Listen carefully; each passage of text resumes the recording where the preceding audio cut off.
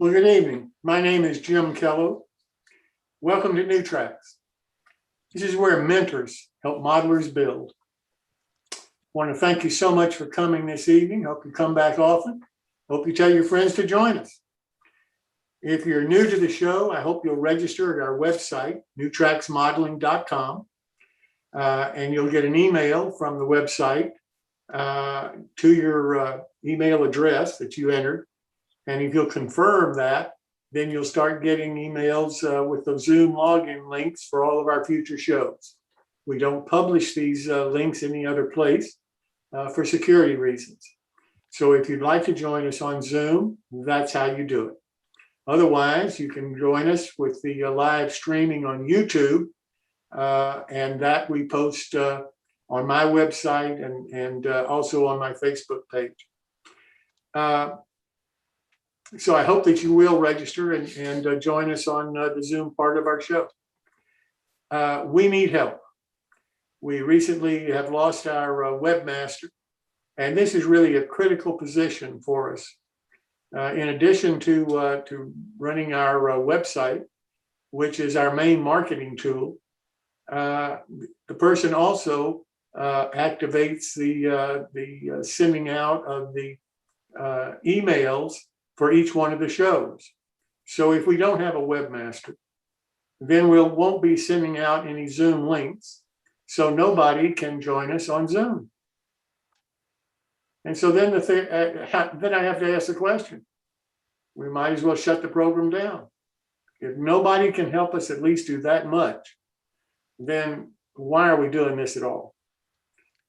So that's kind of where I am. I'm frustrated about it. I understand everybody's got time commitments and so forth, but we just need some help here trying to continue the program if everybody would like to see it continue. If it doesn't matter to anybody, then, again, why are we bothering? Why are we doing this? I think it's a great program, personally. I'm biased in that regard. I've got a lot invested in this program. I really believe in it. I believe in mentoring. I believe that there are modelers out there that have tremendous talent.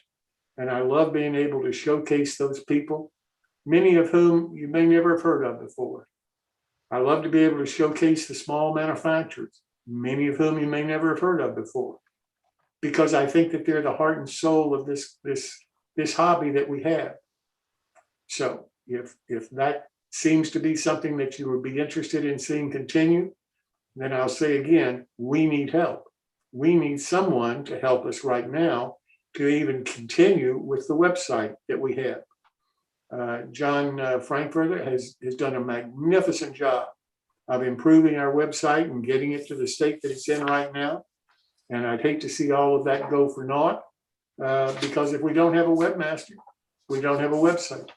If we don't have a website, there's no point in signing up for it, for getting the Zoom links, because if we don't have a webmaster, no one will be sending out the login links for the emails to everybody who subscribes.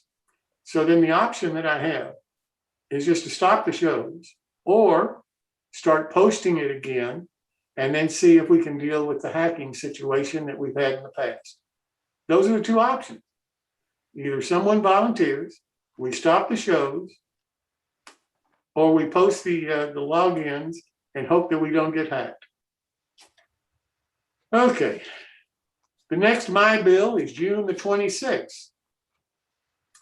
The moderator is going to be Jeremy White. He's going to be taking over for Chris while Chris is out of town. But Chris is with us this evening. And so, Chris, I will turn it over to you, sir. Thanks, Jim. Yes. And then I'm going to go to the slide. There we go. Yeah, everybody see the slide? Yep. Okay, great. All right. What we've got going on is Jeremy Wyatt is going to take over on for the June 26th show. So please, if you wish to participate, please send your email, your photos to him, and I'll turn it over to Jeremy if he's up and ready to talk about it. Sure. So the focus of the June 26th, my build is the label kit build along. So you got 2 weeks to go. Look forward to seeing any photos of that. And if anyone's made any progress on other build alongs, send those this way too, or anything else that you'd like other folks to take a look at. And it doesn't have to be complete by any means. So if you've got something you'd like to show, we'd like to see it. So please send those along, and I'll put my email in the chat. Thank you. Jeremy, I really do appreciate you taking over for Chris like this. It's awfully nice of you, and thank you so very much for doing it. You're welcome. Now, I'd like to turn to Ted Becker for the quick tips of the evening. I have heard from Paul Thompson. Paul is better, and that's good news. He's very busy because he's able to get out and about now, and so he has a lot of things that he has to catch up on. So he would like to cut back to once a week for his quick tips. So he'll be doing them on Wednesday, and then Ted is going to do them on Saturday. So Ted, I'll turn it over to you, sir. Okie doke.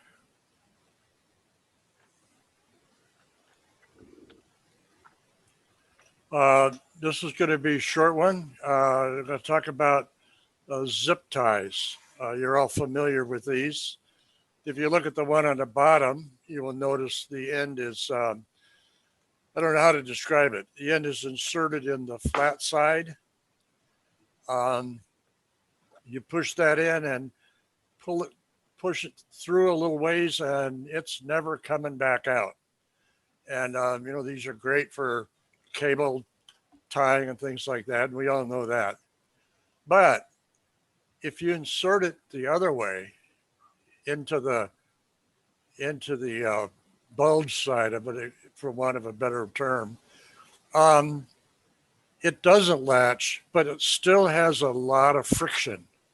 So it will still work for things that you want to bundle up temporarily. You can slide it out, open it up again. You can adjust it. There's quite a bit of friction. So it is useful when used backwards. So give it a try. And that's the end of my tip for today. Good tip. Thanks so much, Ted. Really do appreciate it.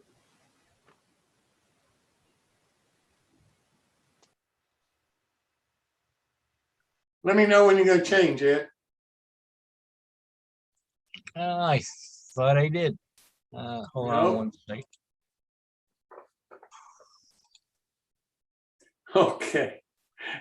Now I'd like to talk a minute about the I've got a question special section that we do. We have another question from George Masick. And George got an answer last time to his question. I misinterpreted it. I thought he was looking for wooden kits in O scale that were European models. He corrected it and said, no, plastic or anything would be fine.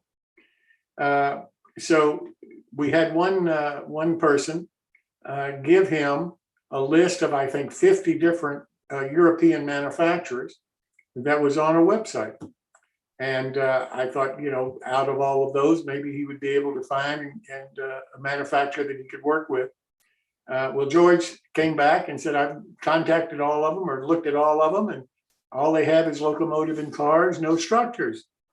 So then he said in his email that he would be interested in both the O scale as well as the 1/32 one scale models. And he would like those in plastic or card. It makes no difference what it would be in, as long as they're European structures. So I told him that I would mention this again. So if anybody knows of a card manufacturer that we can download the information off of the internet, maybe that would work for George. Otherwise, right now, I just don't have any other options for you, George. But I do know that there are card manufacturers out there that do produce European models, and they are downloadable. So you might want to check into that. I've written 3 different articles on some of those manufacturers. They're in O-Scale Resource Magazine about a year ago. So if you want to take a look at them, at least that'll give you a starting point. So with that said, if anybody has any more information that they'd like to pass on to George, please let me know and I'll make sure that he gets it. So now, George, I do thank you so much for that question. So Ed, if we can change now.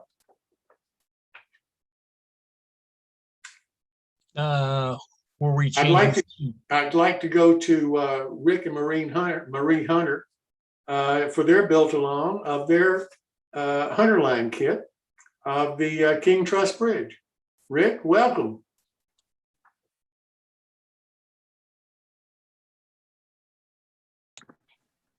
I'm sorry, I had to unmute myself. Hi, everyone. We're Rick and Maureen. Maureen is here. Hi. We're going to continue on in our build along here of our King Post Truss Bridge. We started this, this is session 4, so we started this 4 weeks ago. And kind of what we were doing is, Just share the screen too. this is our N scale King Post, and this is our HO. And this is our S, and this is our O. So we've got this split up into 8 sessions of half hour each, basically. And we're in session 4, so I'm going to switch the screens over to Maureen, and we'll take it from there. So bear with me while I change.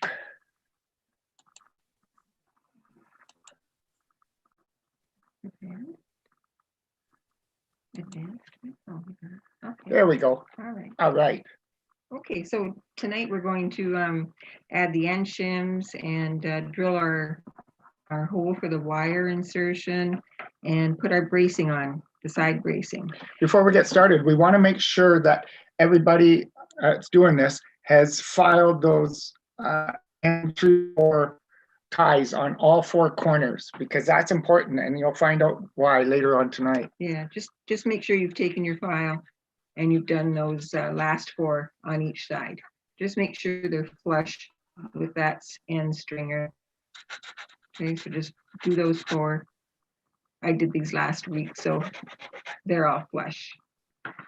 So what we're going to do is get your pin vise, and you received a little drill bit in your kit. It's in with the package where you'll find your wire. So put your drill bit in that pin vise. And what size drill bit is that, Rick? Somebody asked about this, one of our build along people. The N scale is a number 80 drill. The HO is a number 74 drill. And the S is a number 70. And the O is a number 65. So those are the drills that we use most commonly. They're about 2 or 3 thousandths of an inch bigger than the wires, so that you have a nice little clearance, tight clearance going through. So take your structure as it is now and lay the stringer assembly over top of the view with your ties. Turn it upside down so the cord is up closest to you, and get centered. Make sure you've got it centered. And then you're going to take your pin vise with your drill bit, and you see the little square.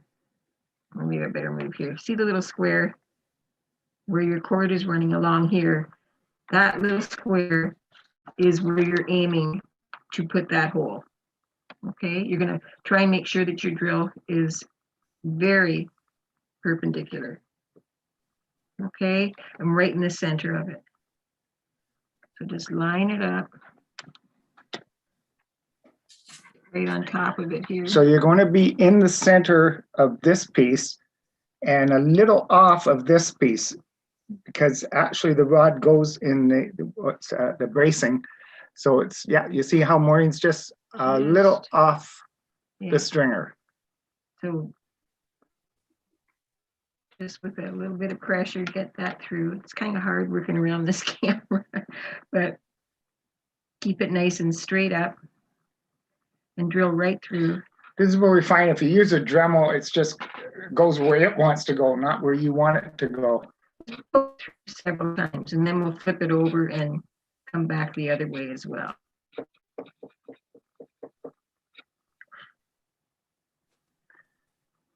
Let the drill bit do the work. Okay, so that one's done. Get this one in. It's easier to do this now than it is later, while it's still sitting flat. We had a lot of comments from all the guys who are doing the build along. Everybody's having a good time. We're all getting accomplished.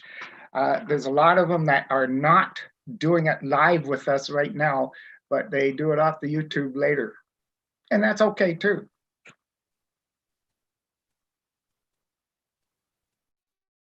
Actually, I have one fellow who's doing the HO version and the N scale version. He's doing both of them.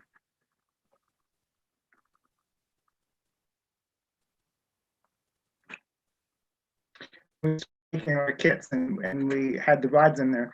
We thought, okay, we're going to put the drill bit in the kit because chances of you having that particular drill is kind of slim. When I first started, the smallest drill I had was a 1/16 of an inch, and you know that did great for everything, but it was very sloppy.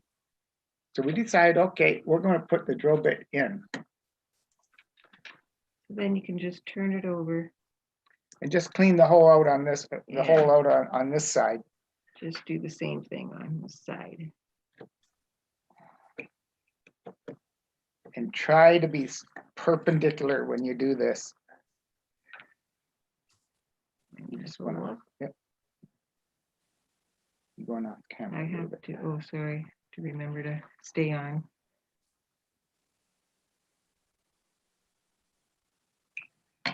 Just a second here.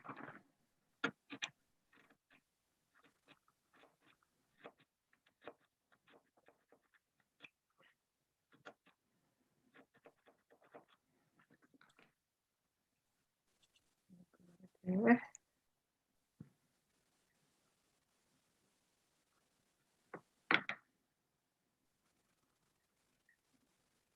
Off a little bit.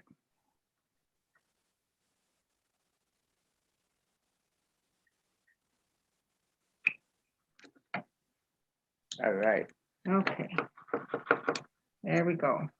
So we've got the holes done. I don't know if you can see them, but I'm not sure. It's pretty small. Pretty small. Okay, so the next thing we're gonna do is put those end shims on. And the end shims are the 8x8s that you have in your package. What an end shim does, it's a shim, okay? So when the bridge gets installed, they use whatever is available that's close to the right size. Usually the most available thing was ties, and in this case, it's an 8x8 tie. So they use actually any wood that was around. So we're just going to do 8x8. Now, if you're installing this on your layout later, this is the part that you can sand down or rough down a little bit to make it align just perfect. You can use the drawing that you already have taped down to your board, the one that has the stringers and ties on. And what you're gonna do is just lay your 8x8s on that drawing, and you're going right from the outer line to this line. Okay, so it's going to overhang your stringer assembly just a little bit. It's going to be hanging over, oh, maybe that much. If you can see that. It's to hold the brace when you put the brace on. Yeah, the brace will be sitting on that. That's Yeah. why it's protruding out from the main body. So You can always make it longer and file it down later. So you can use that drawing that I just showed you, or you can use your end view drawing as well. and cut the end shim that way. You gotta be careful of which one you're using. If you're using the 14-foot wide or the 16-foot wide, make sure you use the right size. Yeah, so you would put it from that line, outside of that line, to that one. Yep. Okay. So whichever way you prefer. Drawing ahead here and take my razor saw and cut it right to the outside. You see, you can use the drawing to be parallel or perpendicular. And so Maureen's using the outside line there to know exactly where to cut. My cutting board. And she always makes a little notch and then does the final cut on the cutting board. And you need 4 of those, 2 on each end. So I just file the end a little bit. And if you do have an automation sander, this is a place you can actually use to make all 4 exactly the same. It's a shim, so it's not overly important that it's the same. I'm just going to take the first one I cut and use that as my guide.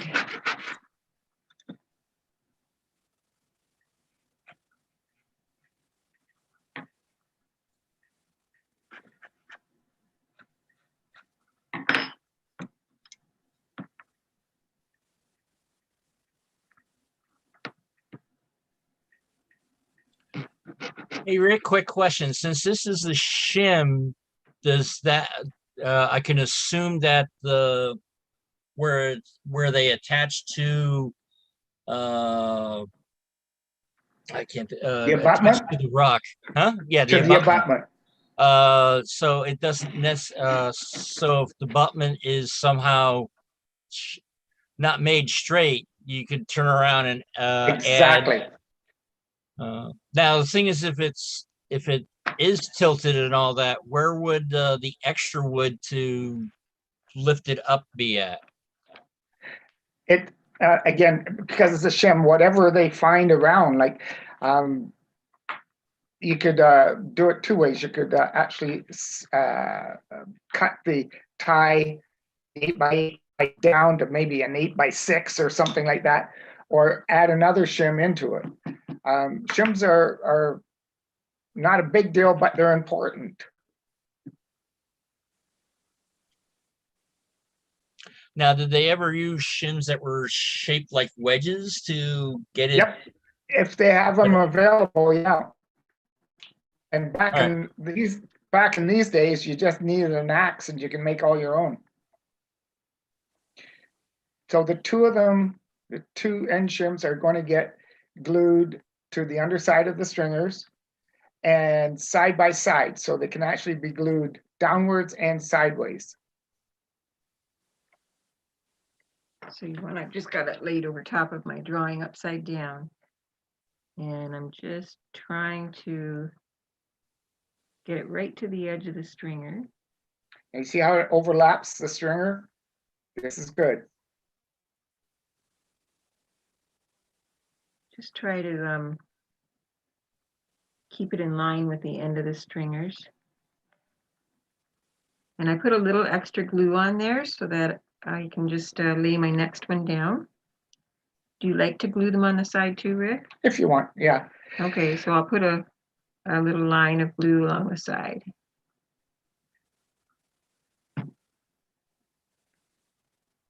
Now, did you see that? She put a little bit of more glue on to start with so that it oozes out. So the second one goes on easier. You just take off any excess glue. I don't have any here. Just go easy on your glue. You don't need a whole lot.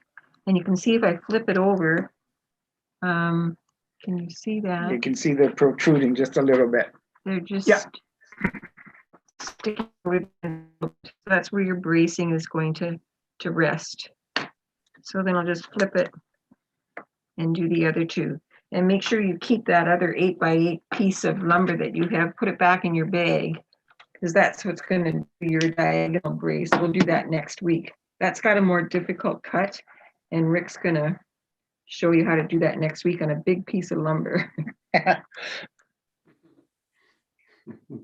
See how she's putting more glue on than normal.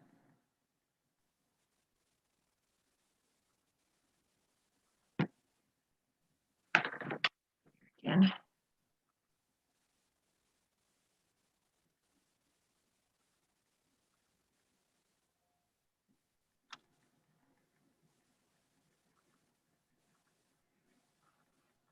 And there's enough glue sticking out to put the next piece on. All right. I'll just put another line on the side.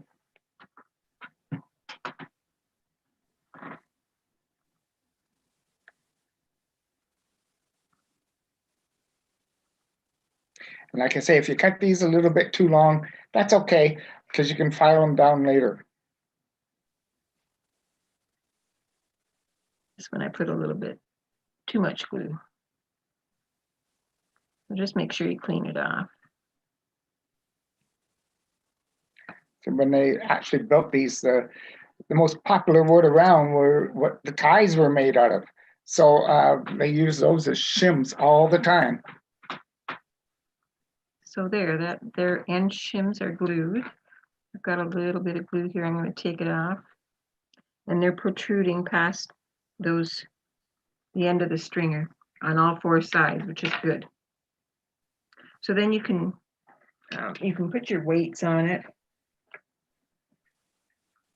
It's a little off there, but Might be better up the others upside yeah, down. maybe I'll put it upside down. Yeah, yeah, that way, yeah. Yeah, I can stick that on for a few minutes. The next part we're going to do, I'm just going to move it aside, are the bracing. So we need the side view here. So what we're going to do now is we're going to actually do the angle pieces.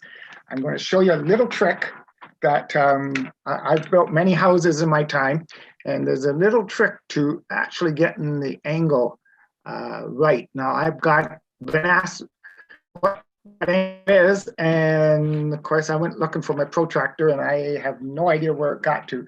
But for our purposes right now, you don't really need what the angle is. If you're going to use the automation sander, yeah, you could figure out what the angle is. But when I make the drawings, I have what's called a cut line. So you can see there's a little line right there and a little line right there. So, okay, Maureen, you want to put the... Use your 6x10. You've got two pieces there. So you need four Depending of on what these. scale you're at, whether you have two pieces or not. Oh, okay. 6x10. So what we're going to do, We're going to overlap it at the bottom so that you have plenty of cut on the bottom. all right, we've got it lined up on that drawing. And this is where you use the cut lines. Can you see that on? Yep. So line up on the cut line. And just And cut. stick to the cut lines.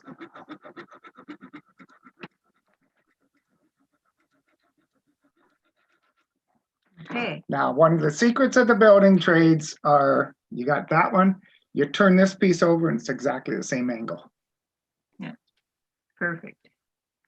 I'm just going to file that little burr off. Yeah. So that fits in there perfectly. Okay, so then you can go and cut the bottom.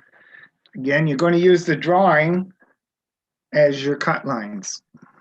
Just a second here.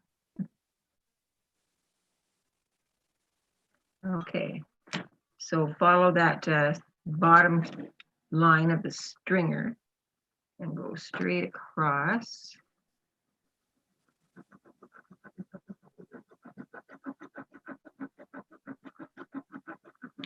This is where all your wax paper gets ripped to shreds. Mhm.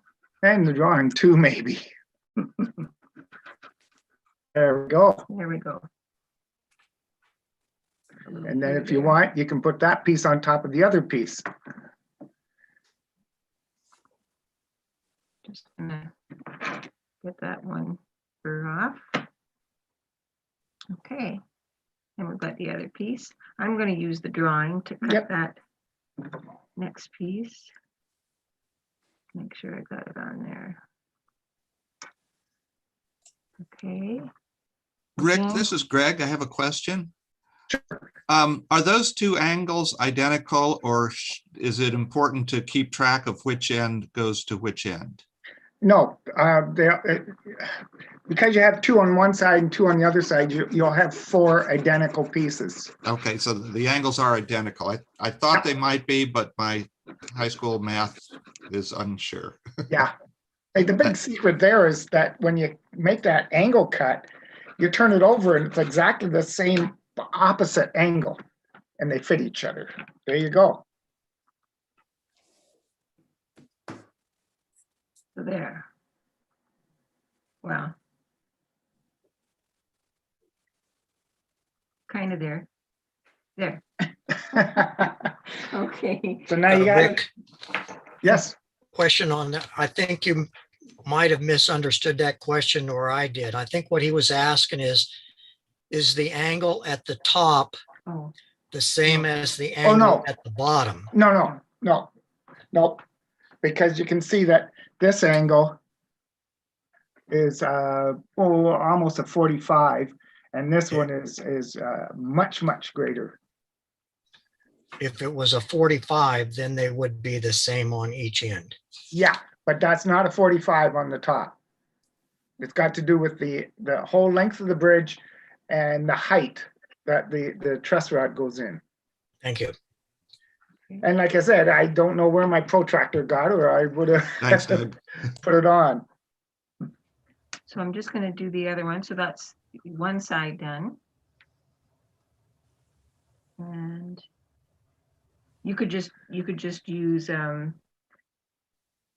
pieces that you just cut and go off of them as well.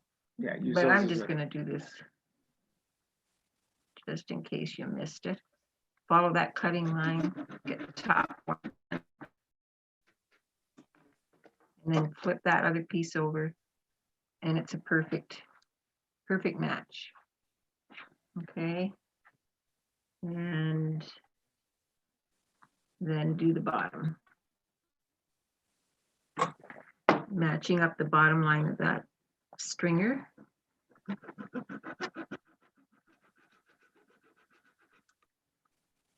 You can take it off the drawing. Once you've got it going, you can just take it off and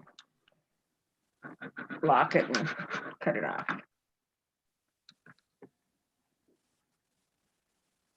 There you go. And this one. Again, the bottom line of that stringer straight across. There we go. So that little cut at the bottom there, that actually sits on top of the end shim. Okay. So it's a positive gravity. Okay, so those shims have set up nicely. We can start working with them. So what you're going to do now is take that assembly, and what you want to do is make sure you've kept that upper point of the bracing. You know which two they are. And what you're going to do is you want to place them, the bottom sitting on the shims. And up against the stringer. That's why you have to file the end of those ties to make sure that it will sit perpendicular to the bridge. Yeah. So where you're going to glue is you're going to put some glue on the shims along the side of the stringer, and then at the top of your brace where they join. So you can actually do this all in one operation. So I'm going to put a little dab of glue on the shim.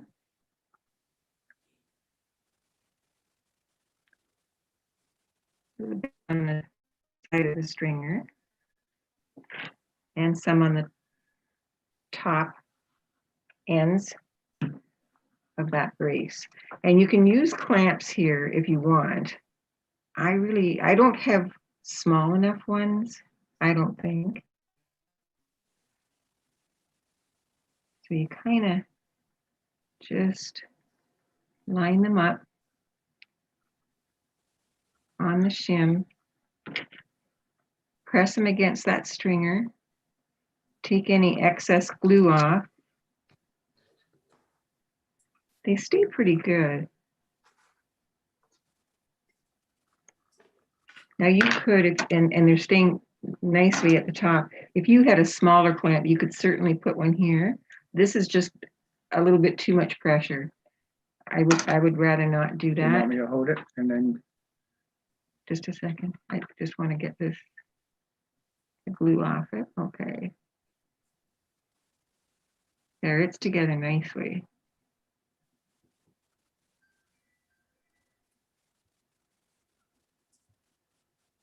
There. then go have lunch. Yeah. So that's one side done. You see it sitting on the shim. And I always like to actually look down on it from up above and make sure that it is half decently perpendicular to the ties. And that looks great.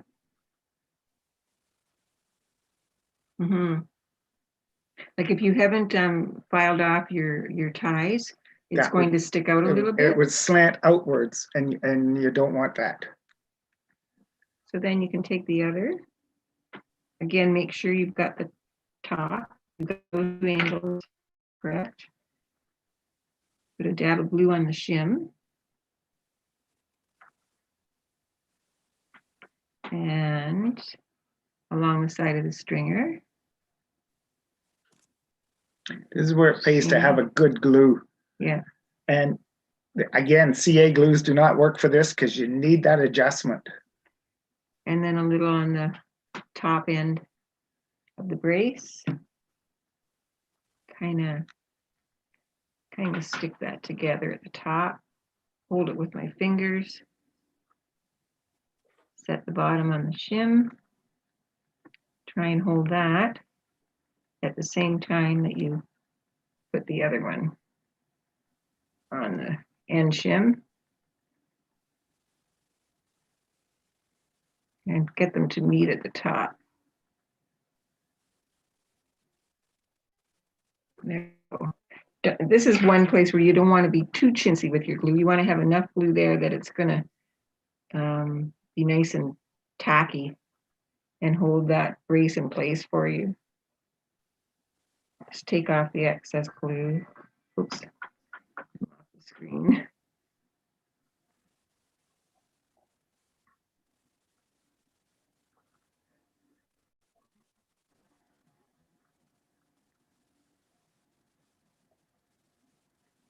And I have a little bit on the side. And I have a little bit here. Now those end cuts that aren't stained, we'll do those later. And the top is buttered up nicely. It actually matches the other side. This is good. So there you've got your bracing on, the end shims on, your hole is ready for the wire. That's going to be done next week.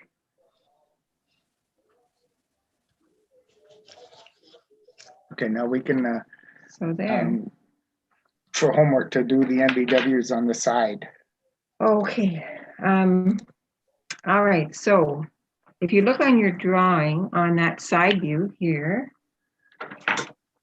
you can see at the bottom of the bracing, there's 3 little NBWs. So you could do that for next week.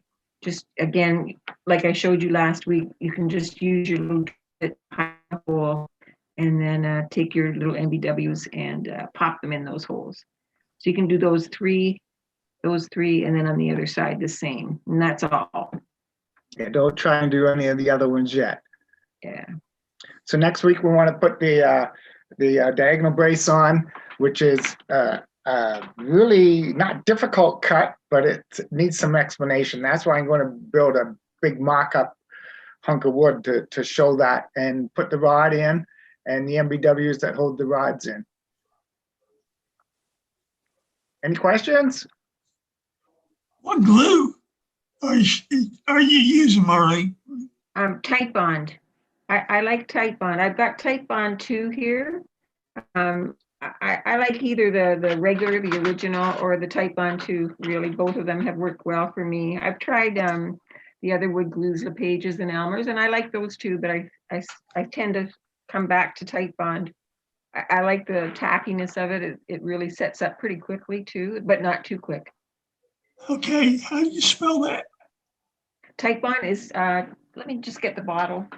I think I have it right here, and I'll show you. We just recently learned that because our stains are alcohol based, the glue you use cannot be attacked by the stain. So when you're at this stage and you got some glue there and so on, and you're going to be putting more stain on it, the stain will actually, if you're using just a regular glue, the stain will actually, the alcohol will attack the glue and weaken the joint. So that's why we like to use the carpenter glue. And if you got the outdoor stuff, that's great too, the waterproof stuff. The alcohol will attack it. This is what the tight bond original one looks like. I have the tight bond 2. That's what I'm using, tight bond 2 right now, but this one is good as well. Tight bond original wood glue. So that's what it looks like. Now the big words is short clamp time. That means it sets up quickly. And that's one of the things we look for in a glue. It's okay, so for homework, put the MBWs on the side of that. Let that set up before you start putting the MBWs on to make sure it's strong enough. And next week we'll continue on a little bit more. We'll do that fancy cut. Yeah, we'll do the fancy cut. And put the wire in too. And put the wire in too, yeah. Rick, I do have one quick question in Sure. regards to laying rail. If you were laying your rail and going to be actually adding spikes to the rail, yep, would you want to put on the rail prior to going on ahead and starting to put in this side so that you can get your pliers in there? That's your own choice, but yeah, that's a good suggestion, is to do it before you start putting that on. The thing is that this is there's not a lot of room for your hands, but it is possible. Okay, when you have a big through bridge, you can't get your hands in there, and like if you read our instructions for our big house, there's a way of doing that. Okay, the ties and the stringers don't ever get permanently attached. So like our big howl, you actually take the ties and the stringers, turn them sideways, take them out of the bridge, do your rail, and then put them back in. And then you never permanently glue it in, because if you ever need any track work, maybe you don't think you need any track work right now. Sometime in the future, if you were going to change a different code track or something, you want that access. But for this, you can do it before or after. Okay, thank we you. also get asked about guardrails on these. On the little bridges, they didn't have guardrails. In fact, the most bridges from the house from the 1840s up had guardrails on them. And then we just live about 1.5 miles from one of the big CPR bridges, and they just replaced all the track on there, and they don't have any guardrails on it. I thought, okay, this is a new engineering thing, not to have guardrails. Well, Rick, Marie, thank you so much for this evening. Really do appreciate it. Look forward to next time. You're welcome. That's good. Thank you.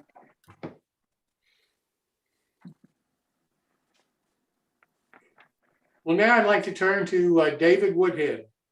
David is going to build a shelter for us. So David, welcome. Yeah, nice to be here. That's great. Welcome to my basement. Should I go ahead and share screen now? Yes, You Yes. should be able to. Here we go. There we go. Okay, and I'll go full screen, I would think here. Just a minute. Enter full screen. There we go. How does that look? Everybody got Nice. that? Okay.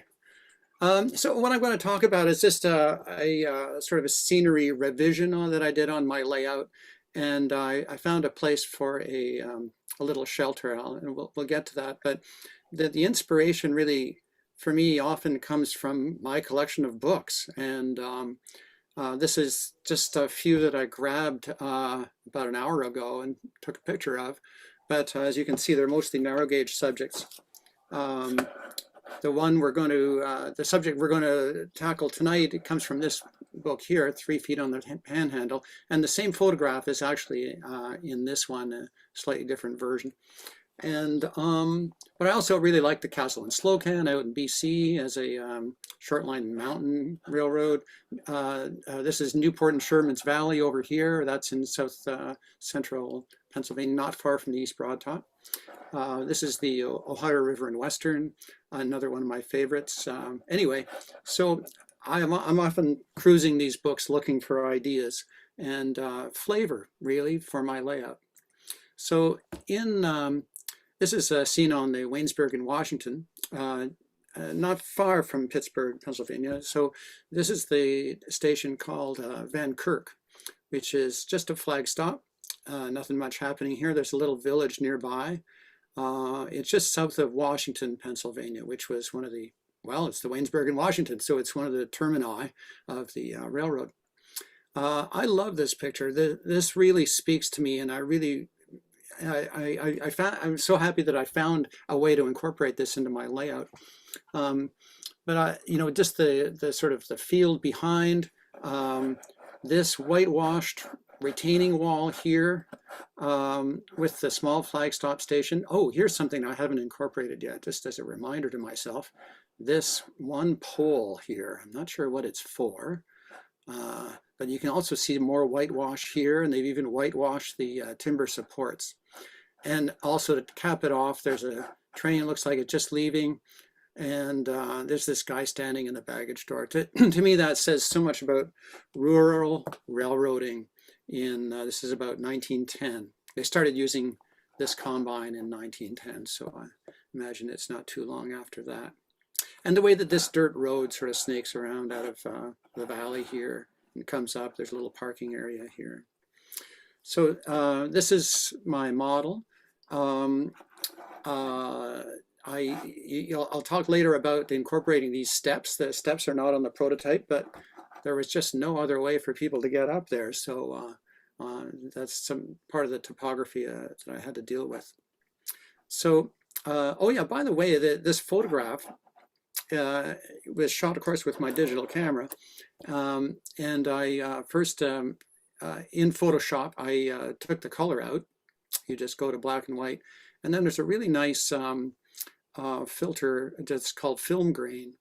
And it not only adds a bit of the film grain, you can really see it on the side of the car here, but it really sort of makes, it enhances the contrast in a way that to me is reminiscent of these types of pictures.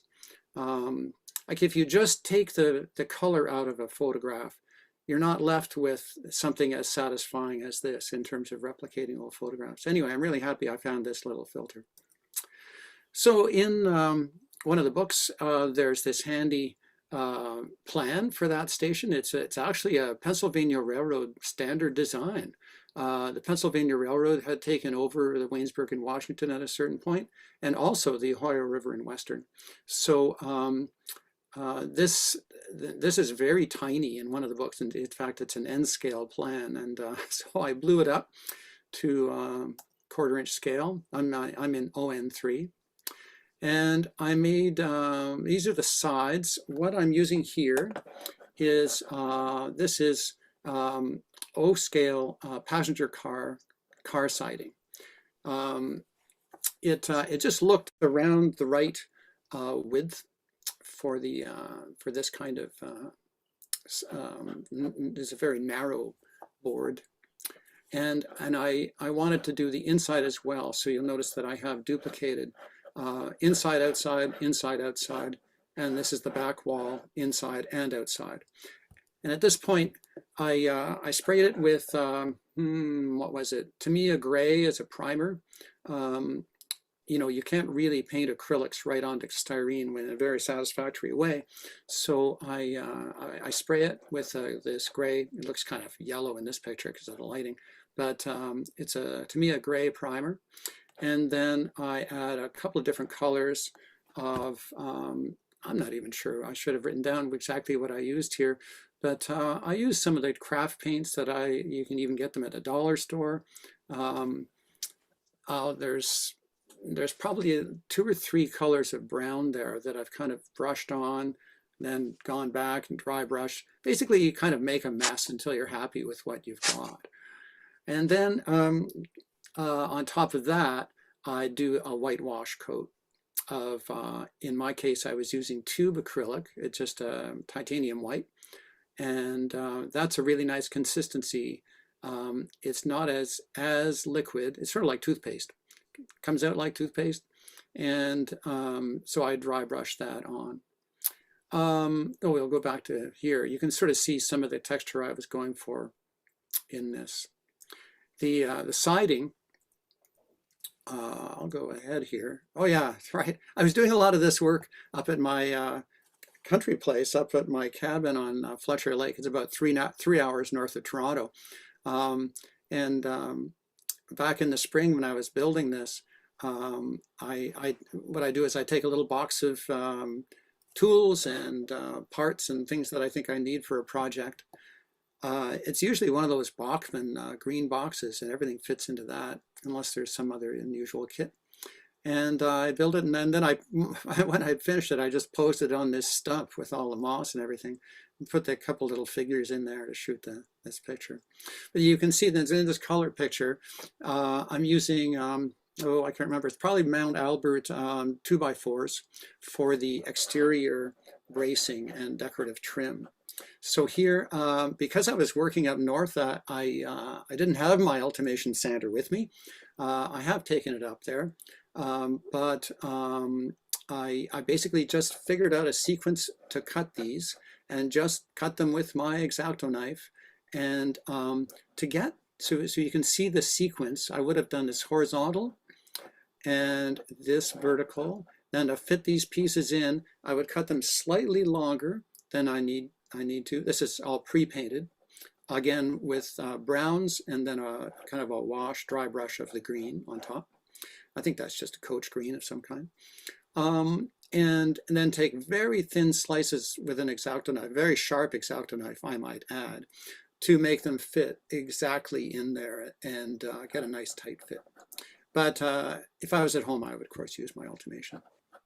Now the roof, going back to this one, this is, there's all kinds of really great roof shingle products. And I don't know, I'm going back to here. You can just barely see, there's other pictures of similar of these shelter stations. They all have a kind of a small shingle pattern on them. And what I had stored away in a box for, oh man, probably 10 or 20 years, are these are Walker Model Service styrene shingle castings. And they kind of nest on top of one another. And if you paint them up, they're pretty good. I'd never used them. I've had this box sitting around forever, and I thought, finally, I'm just going to try them out. So again, I've primed them with the same Tamiya Gray primer, and then painted them. You can probably see it best in this picture, with several layers of brown, and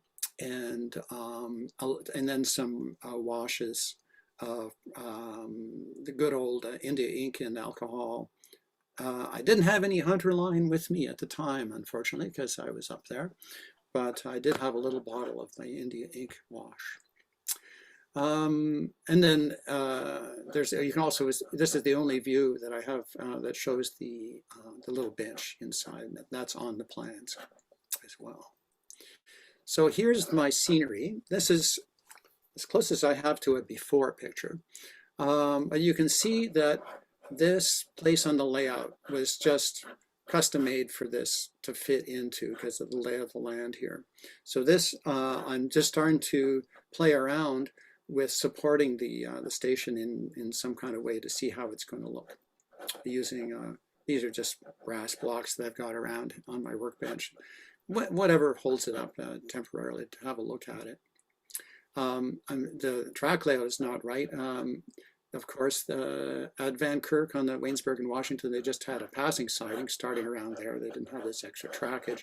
And of course, there's not this industrial trackage at the front. We'll get to that in a minute. So I'm just starting to look at it.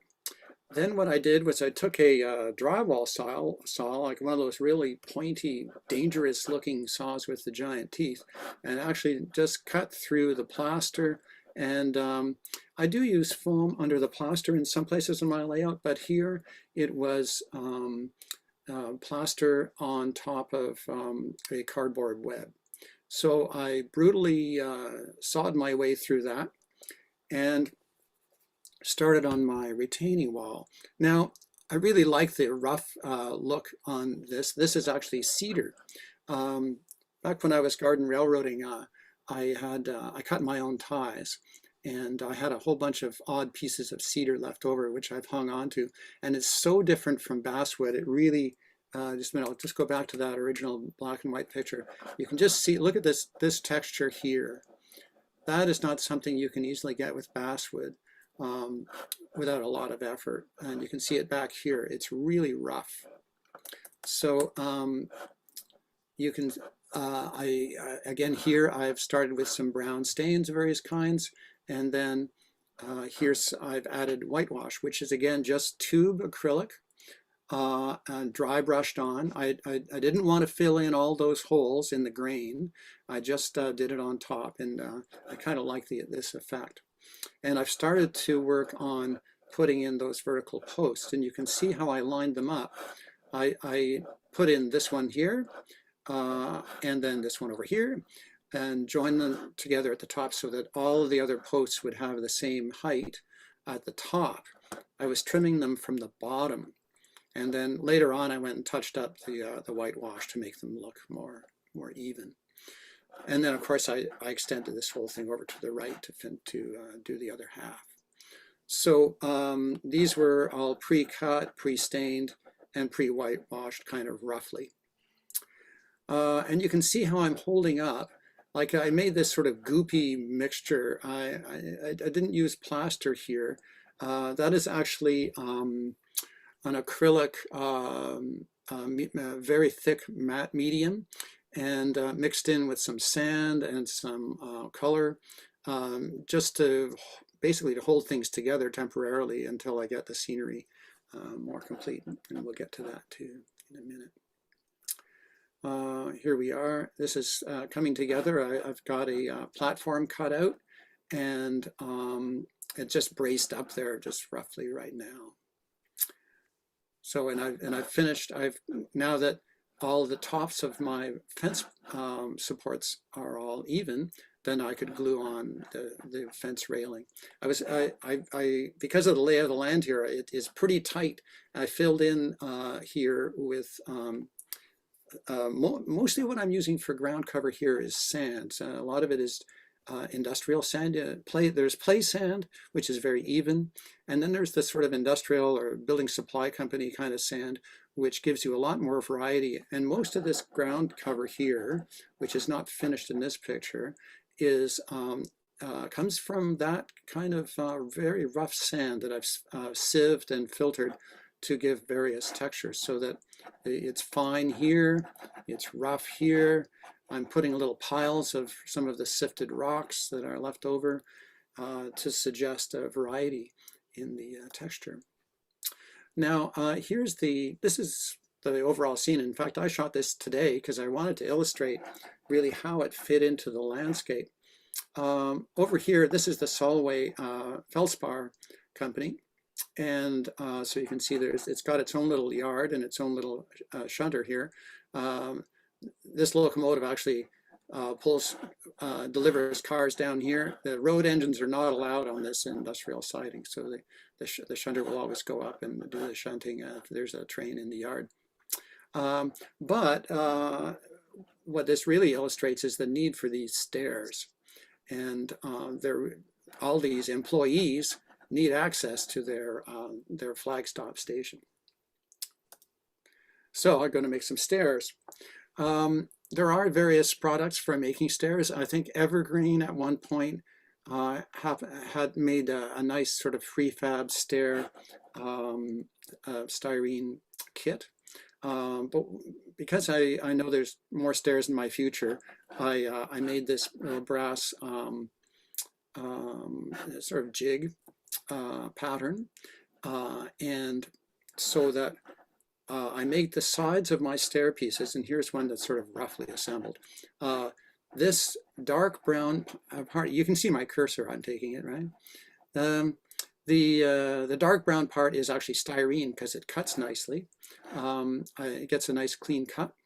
And then the outside, that we'll see in a minute, is a layer of wood, so that you get this effect here. Here's my jig, and here's a piece of styrene. These are just those very coarse HO spikes. I don't know, they're lifelike or something like that, so that I can position my jig and cut all of these little things. Just a little slice of the X-Acto knife, and you've got yourself some stair risers. So you can see how I put them on the inside to take the treads. And you can see that on the outside is layered just a piece of 1x, or I'm not sure what that is, 2x10, can't remember, whatever worked. And so I've got, to make these stairs, I've got a short run, a long run, and a little platform in between. And here I am, I've got my platform in position, and I'm holding this, and I'm actually ACCing. Oh, by the way, I use Gorilla ACC for just about everything. Here, when I was talking about the shelter itself, styrene sides, wood trim, I use the Gorilla ACC, and I don't even think about it. It's been a while since I used any other glue. I do have Aleene's, and I have Carpenter's glue, which I use as well in some things, but on my workbench, my go-to is Gorilla ACC. It's nice and quite thick, and it doesn't set up right away. You've got a little bit of working time, a few seconds anyway. So you can see how I'm working my way down.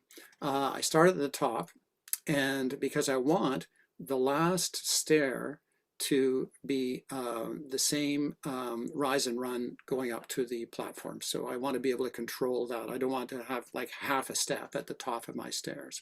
So I do this first. I'm just holding it in place. Here's my foreman here, making sure I'm doing a good job. And then once I've got all that assembled roughly, here's how I made my handrails.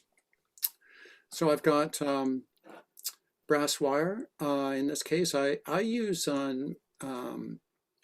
music wire, steel music wire for a lot of stuff, but in this case, I had brass wire. I think that's about 0.26, like 26 thou. And I just cut little pieces.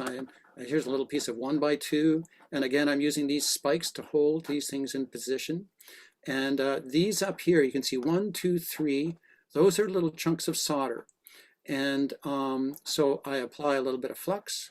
I use my gigantic and not very subtle soldering gun, and just a touch of that. Oh yeah, just take the tweezers, put the piece of solder right there. It'll stick because the flux will hold it. And then just touch it and it will go. I do have a resistance soldering unit, but I don't really need to fire it up for this because the amount of metal there that you have to heat up is so small that this on the high setting does it in like one or 2 seconds, honestly. You touch it and the solder melts and it's pulled into place, and it ends up looking like this. You can see that I flattened the end and bent them around a bit, the end of the brass wire. I actually just, I I use a vise and I just grab it and squeeze the vise to get that little flat effect there. And then gun bluing. All that is, I just have a little tray and put this whole thing in gun bluing, solder and all. The solder, of course, won't take the gun bluing very well, so you have to touch that up with some paint. But honestly, I really like that effect. There's all kinds of different bluing and blackening. I have the old blacken it. I still have some left. I don't have much. Jack's Industries makes a really nice blackener and a sort of a brown color as well.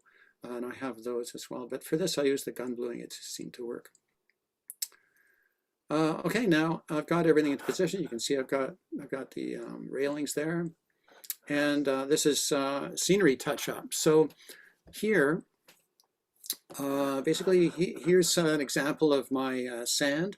And that's kind of unsifted. You can see how there's rough sand in there and the fine stuff all together. But I have a whole box of sifted and sieved sand. Various finenesses down to almost dust, actually. I have one. I was out in the moraine country up here, like just north of Lake Ontario, and I looked down and I realized that that what I was walking on was this extremely fine sand. So I had a bottle. It was this is a long time ago. It was a stubby beer bottle, actually. And so I filled it with that sand, and I've been using that sand ever since for the very fine paths, things like the road here. Like you see how that is has almost no texture. You want to get right down to that so it'll contrast really well with the very coarse rocks and everything in between. And so here I've got just sort of leftovers. This is sort of leftover foliage and stuff from making trees.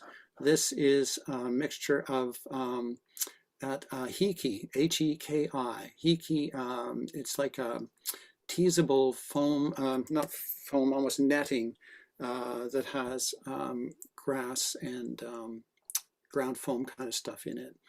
And so this is all done with leftovers. I mean, I don't think I broke any new products out here.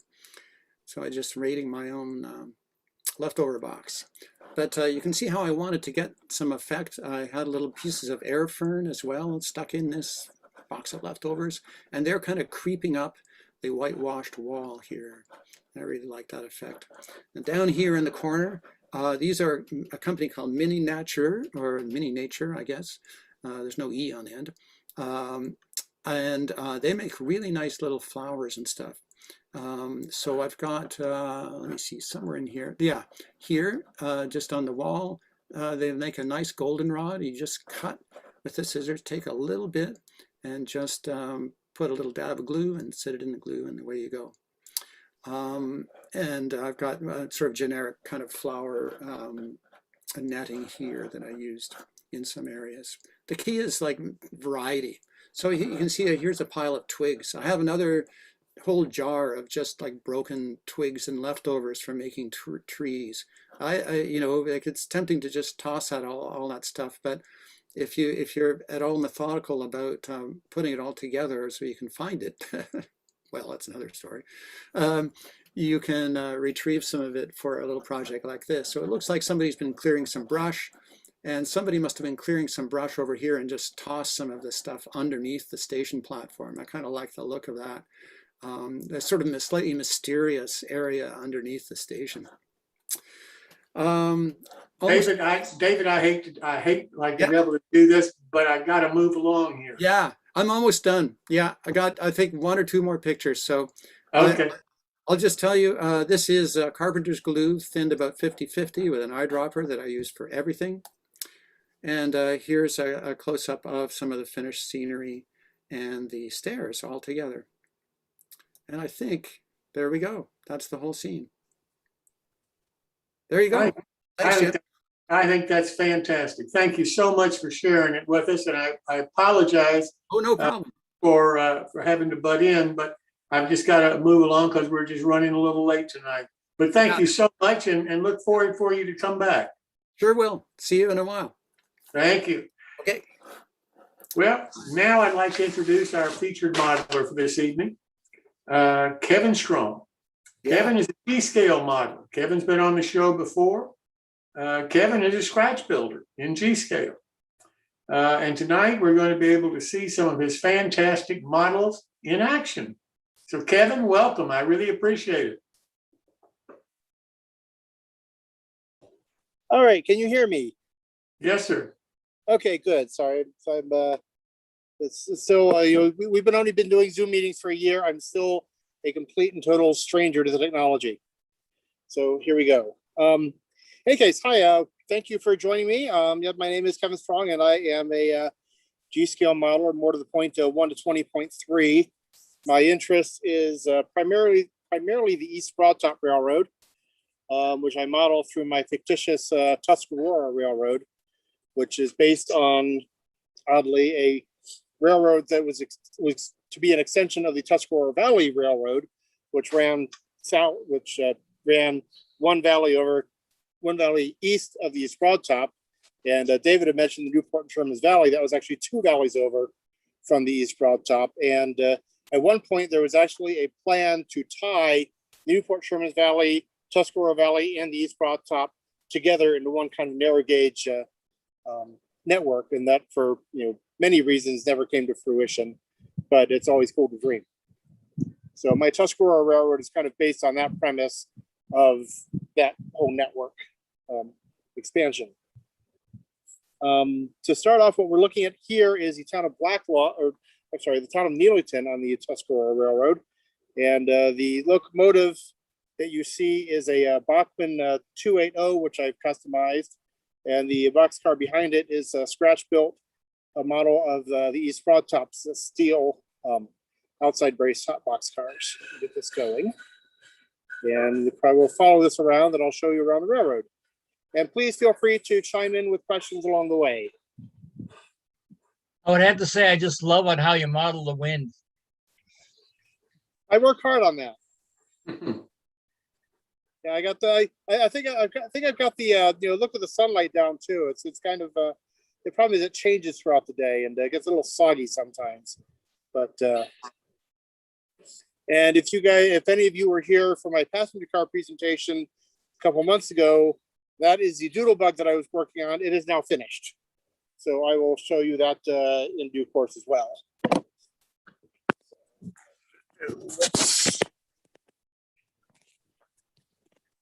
Follow along. The railroad itself just kind of goes around the perimeter of my backyard. I'm in suburban Denver. And your typical mass suburban backyard with privacy fence all around and not a whole lot of room. It's about 30 feet by 60 feet. The yard is, and I've got about 300 feet of track in the backyard.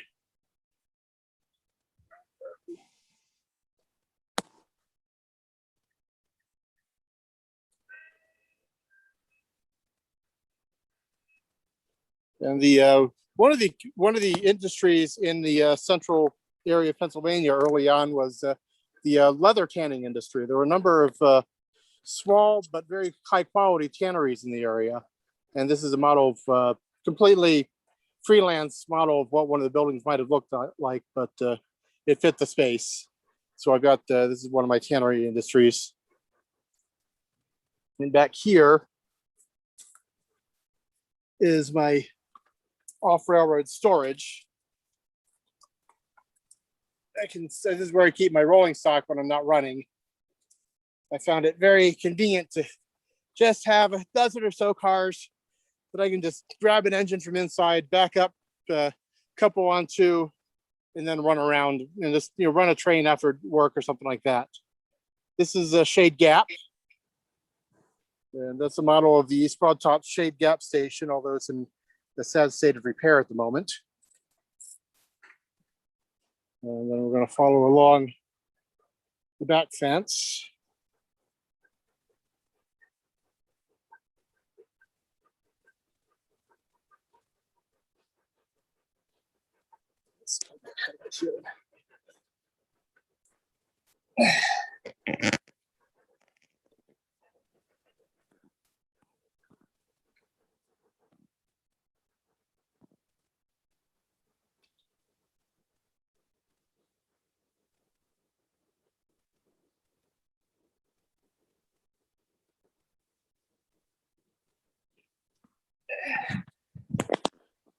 And this is Black Log. Black Log was a small flag stop on the East Broad Top about a mile east of Orbisonia. On my railroad, it's a little more of a going concern. Mostly because I didn't want to have to model Orbisonia because the shop complex itself would fill my entire backyard. And just kind of a sitting area in the garden, which this time last week was completely and totally overgrown. So thank you, Jim, for scheduling me for this early in June as a impetus to get off my butt and figure out the railroad. I am very deadline oriented. It's part of being a journalist, and so yeah, I don't do anything without a deadline. So thank you for giving me one. Got it.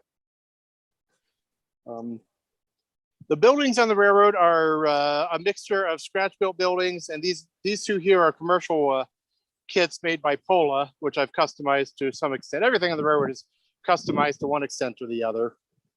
Because I can't leave anything well enough alone. But and then this locomotive here is an AccuCraft live steam version of the East Broad Top's Mikado. It's got a butane tank in the tender, and then fluids for the boiler. Yeah, that thing is fun to run. I generally don't run it. I don't run live steam on the railroad here, not so much that I can't, but because I've got so many distractions going on with animals and kids that I can't give it the attention that I need to give it. So generally when I'm running, it's the battery powered stuff for outdoors.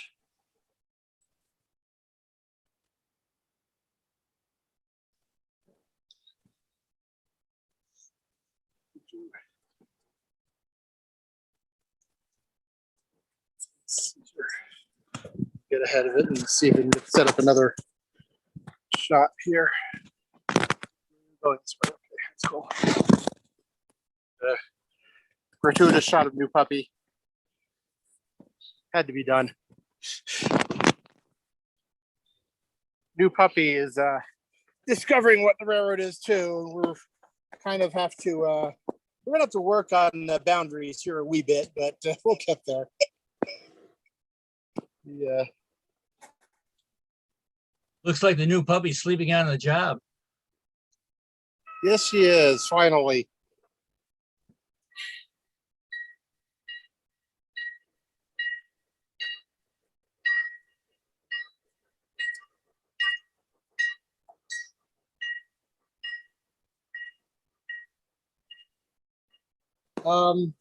David, I'm using either the airwire controls, airwire receivers with I'm using DCC decoders, mostly from Soundtracks and TCS. Yeah. And then I'm using either the airwire control or the new Blue Rail control that just came out, which uses your phone as a transmitter. Oh yeah.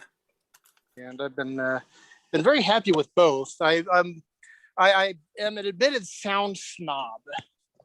And Yeah. my dad was an electrical engineer. And So was mine. So we would sit around the kitchen table often just dreaming up sound systems. And he designed and built a couple of analog sound systems. And when the digital ones came out, it sounded so much better than the analog ones. So we kind of retired from doing that. But the sound systems today are doing everything that we do, kind of kicked around. Gee, wouldn't it be neat if kind of features. Yeah. So I've been having a field day with these new with the sound systems. Nice. So yeah, indoors I started with PFM sound. Mm-hmm. The only thing I miss from that is the playable whistle. Yes, exactly. I miss that too. The TCS has what they call the quillable whistle, which is basically a pre-recorded, but at least it's not this the normal. So if I get over, I don't know if it's going to be heard or not. Huh. The other thing that's really important is that from a sound perspective, when you move from HO to S and S to O, and then from O to G at this scale, the volume that you have for speakers is volumetric, exponential. And so it turns out you can get so much better deep sound and rich sound out of the speaker systems you can put in these, makes it really worth it. And you know, the other thing is I think we're just on the cusp of people being able, and I think a couple of them actually have it, where you can do custom sounds now. So, you know, you have the capability of actually, and with this scale, you could actually go record an engine, you know, and go to Colorado and record an engine yourself and put it in and actually have the same sound you heard in your garden pretty close. Exactly. That's pretty cool. Yep. No, that's great. I know the Zemo decoders allow user sound files. I haven't gotten that crazy yet as far as engineering my own sound files, but they do offer that. But one thing that I have discovered, in installing sound systems in large scale is, you know, for steam engines, you'll typically put the speaker in the tender because it's the easiest place to put them. Well, the engines are so large that you can tell the sound is coming from, you know, 18 inches, 2 feet behind the locomotive. So I've over the winter, I've re-engineered all my sound installations to put speakers in the boiler itself. So as the train goes by, you'll hear the you can actually hear, you know, you'll hear the sound coming from the engine as it rolls by. You can do that with some ON3 locomotives, given a big enough boiler size, but a lot of my stuff is a little too small. Yeah. You know, an interesting thought is, you know, the reason subwoofers work in home stereos is when you get down below about 250 hertz, your ears don't isolate location as much. Exactly. You can use those little, you could put a little speaker in the front if you could do from frequency and have the woofer and the tender and have the little speaker in the front, and your brain would tell you the sound was coming out from, you could have some rich, deep sound. That might be really interesting at this scale because you could do some, you know, something really impressive probably. I do that to some extent. I've kept the larger speakers in the tender. Absolutely, that's good. No, exactly. That's great. Yeah. Actually, I just did a BLI 462 Pacific with scale sound systems boiler barker in the boiler and two speakers in the tender. And what you said, Phil, was really accurate. Boy, it just blows my socks off. Did you say boiler barker? Boiler barkers, yep. Well, and by the way, in the larger scales like that, you know, I don't know if this would work, definitely wouldn't work in HO. There are some people producing some really interesting, you know, kind of labyrinth speakers where you actually have these pipe loaded speakers on that are 3D printed, and you might be able to print something that could, it's basically what the scale sound systems are. They're, you know, inside they've got a path. You could do something in your tender and probably have some pretty amazing for a garden sound because it's such a large environment outdoors. That'd be a fun project. Yeah, it would be.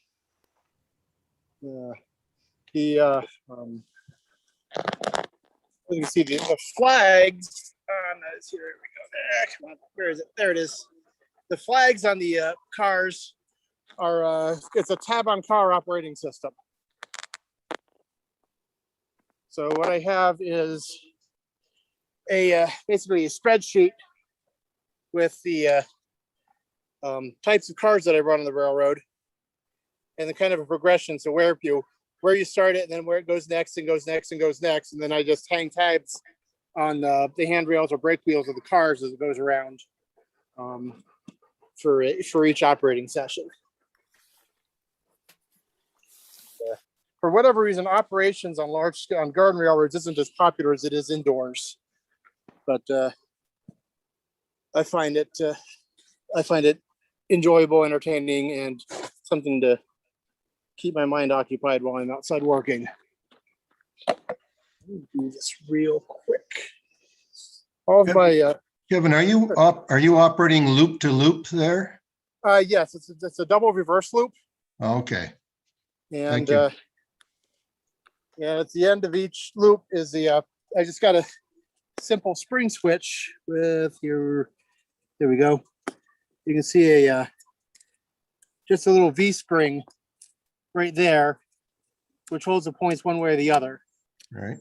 So the train, the train will push the points over as it goes back through the loop. And the upshot of that is it always goes around the loop opposite directions each time, which also keeps it visually interesting. So the times when I'm just out, killing time, watching trains go around, it just adds visual interest. So I know a lot of the indoor, automated reverse loop systems, you've always got to go around the loop the same way. And that's always struck me as, I don't know, boring is not the right word, but if you don't have to. What's interesting with the Azatrax one, it's the one that's automatic. If the turnout is turned one way, train goes in, comes out, it's going to end up then going back the other way. So the next time the next train actually goes the opposite way around. Okay, cool. Yeah. Yep. And here's one of my electronics installations in the tender. It's just here's a TCS receiver, and this is the Chan Valley Depot receiver. So basically, this takes a signal from the airwire transmitter, turns it into a DCC compatible DCC signal, normal, and then sends that to the receiver. And then everything. And then I've got the battery's not in there at the moment, but the battery sits back here. This is a model of the East Broad Top's C9, not C19. It's based on the C19. This is their 280 number 7. Oh yeah. And that found its way went to the Ohio River in Western in 1913. So this is it. This is how it would have looked after the Roundhouse fire, which destroyed the wood cab and the tender. So after that, they put a new tender on it and put a new steel cab on it. So Nice. I scratch built this, was about 80% done building this model, and then Bachmann came out with their C19. Oh yeah. No. So that's why I had to get one of those too, but I turned that one into just a more generic Eastern 280. And that was going to go around. Trying to think here. Now, Kevin, you mentioned that earlier that I guess the railroad that David has and yours, there was a plan to actually connect them. Yes, there was I don't know how. I don't know if it was ever anything beyond just a pipe dream, but there were plans and there were surveys to kind of connect everything together.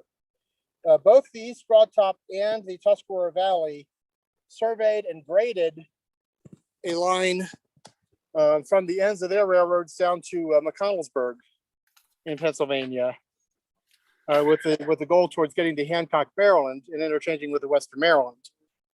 Both railroads graded as far as the town of Burnt Cabins, but never built anything on it.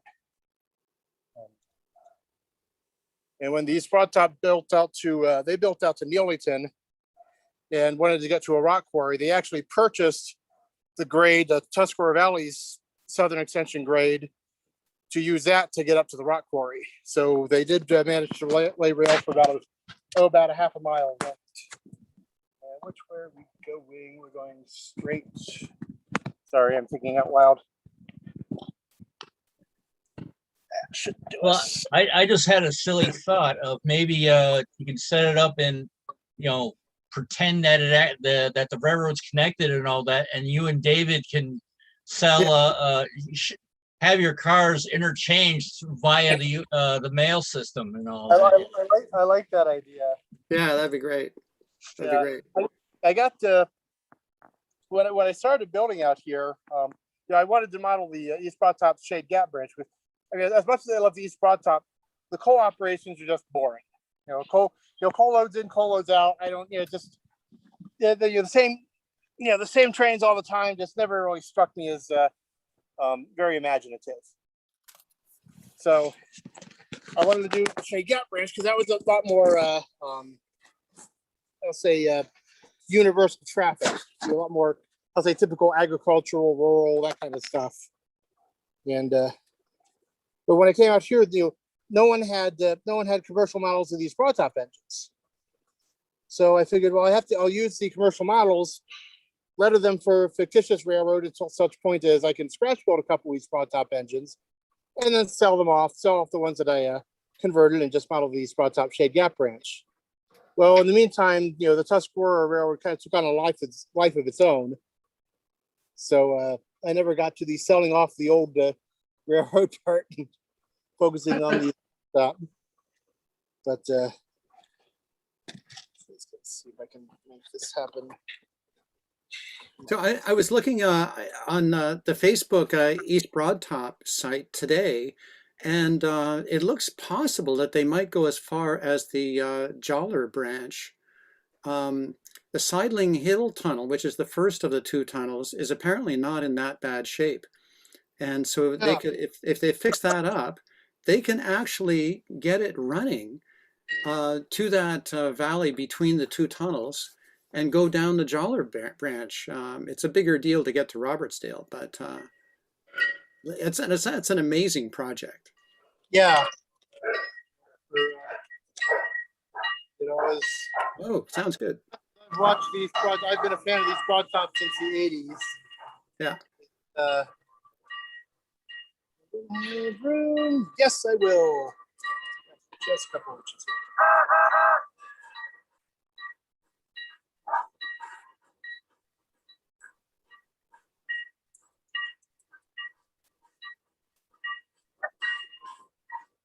Now I've noticed that doodle bug there has side rods on it. Is that a steam powered or was that No, gas powered? it's electric. It's based on these broad tops M1. But I shortened it because the power trucks that I had were these ones. They're from a Bachmann 45 tonner. And let's go see. Hang on 2 seconds. There we go. They were the power trucks that I had at the time. So I figured, they're what I have. Let's go do something with them.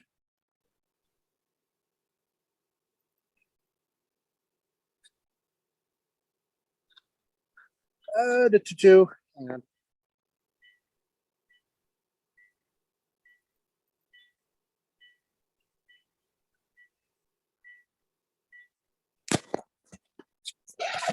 We've never forgotten to set switches before. Say.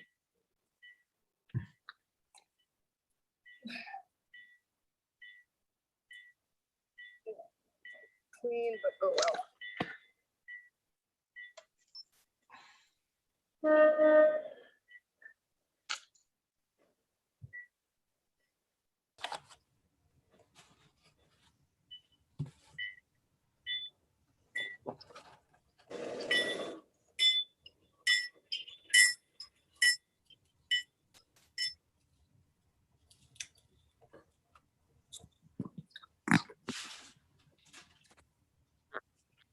So the end result, the upshot was the trucks that I had were a 5-foot wheelbase, whereas the prototype M1's trucks were an 8-foot wheelbase. So I just cut 6 feet out of the baggage section of the M1 and and built it from there. So it's got a shorter baggage section than the prototype does, but beyond that, it's all based prototypically on these broad top.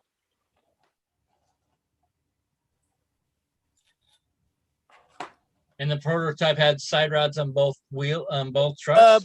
No, the prototype did not. The prototype had the traction motors on each of the had traction motors on each of the 4 axles. So I figured prototypically the side rods were for shorter trucks that only had traction motors on 1 axle per truck, with the side rod transferring it to the second one. So, and I figured I'm still in the realm of prototypicalness for a shorter car that would have been built with side rods. And I'm also kind of the opinion that if you're going to have a diesel, it better have side rods at least, because I am overall not a diesel person. But the side rods kind of make it think it's a steam engine.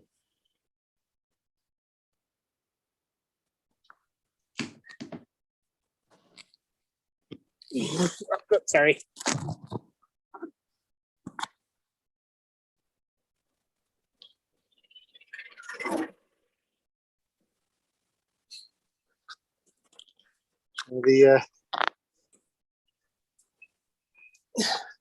A friend of mine had done the CAD drawings for the M1 and had sent them to a laser cutter to have cut.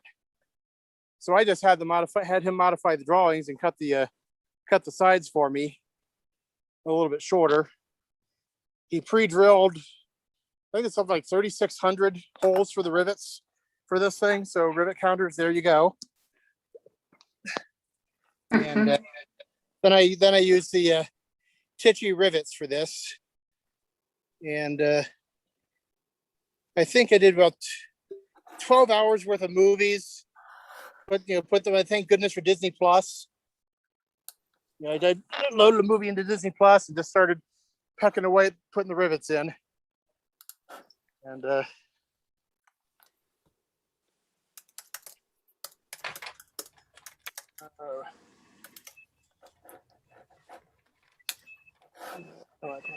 on. Oh, you're gonna stop too far up, are you? This way, come on.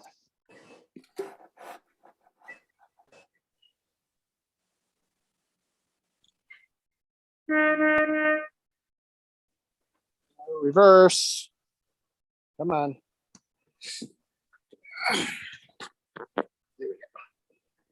Stop it. We're going to take a better look inside here in a second here.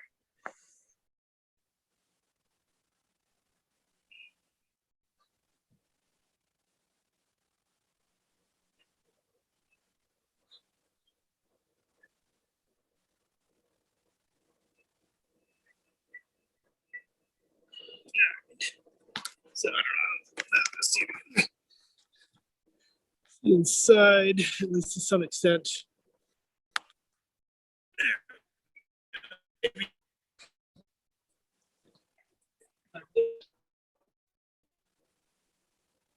The area.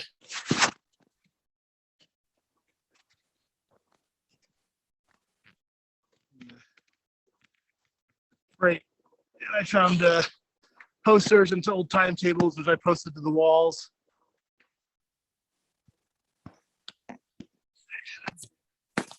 Oh, why did you go? Because I hit mute, didn't I? There we go. That's why. The engine is I found a old diesel prime mover out of an Aristocrat locomotive, and I added a whole bunch of bits and parts to it to look like the Brill gas version. It's in the prototype. The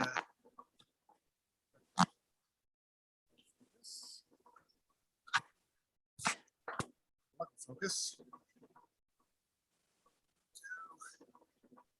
The control stands. Nature.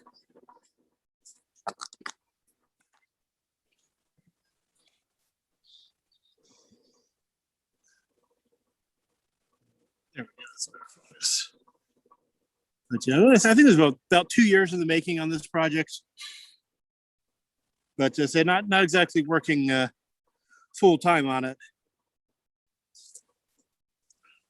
Well, you ought to be awfully proud of it. It's fantastic. Thank you. Thank you. I still got I still want to do some more interior. As soon as I finished it, posted some pictures to the East Broadtops modeling group, and a friend of mine sent me a whole bunch of pictures of the interior that he took. I was like, you couldn't have sent these before when I started working on this? No. So I got some more interior detailing I want to do on it. But and then I had a mind to try to make the bell ring in conjunction with the sound, but it just wasn't gonna fit. I couldn't make it fit. So yeah, the heck with it. So I put an air ring around it instead. It's a little cheating, but hey, it works.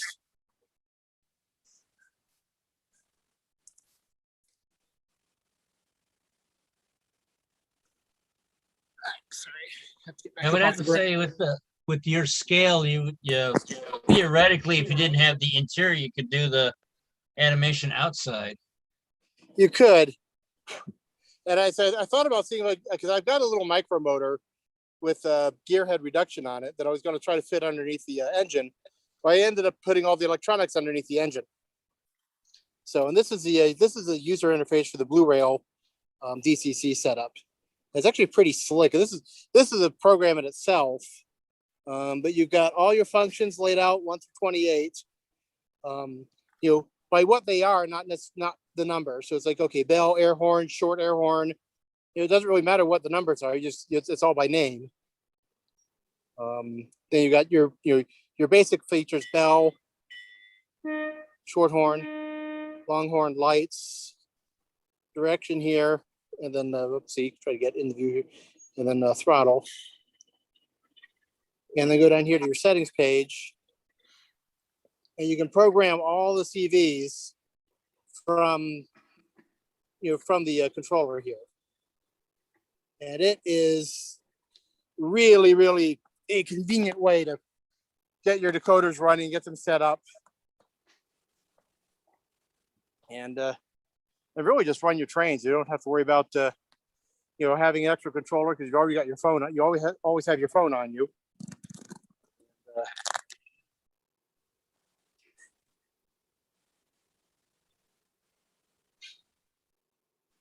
So that's Kevin, are you going to get any more live steam on it? depends. Right now I'm working on a 7/8" scale Hawaiian plantation engine, actually, which is actually too big to fit through my tunnel, which is in the back corner. But I generally don't run the live steam of the home railroad anyway, so it doesn't really impact things that much anyway. But it's always been, live steam has always been an interest of mine, but not a passion. Yeah, I running it for a while there. I thought when I was in college and shortly afterwards, I got this brilliant idea that I was going to teach myself machining and build my own live steam engines, and quickly discovered that I really don't have the patience for that. I enjoy the model building process, but if I can start with something that I know already runs and make it look better, I'm a lot happier doing that than I am trying to build something that runs well in the first place. got it. So I'm just as happy. I'll take somebody else's live steam engine and fix it up, clean it up. But I've kind of gotten past the notion that I have the talent, and am I going to? I am. I did not switch. Okay. Okay. Stop. Thank you. You did not see that. I did not rear end the caboose. I did not forget to throw the switch. We had nothing to see here. Well, there's a tree in the way. That's why we can't see it. Exactly.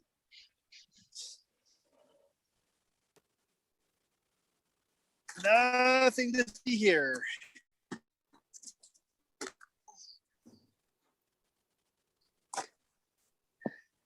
So instead of 505, is it 0550 or is it 020? For what? Doing things by hand. Oh, it's still the 050 or the oh shit oh.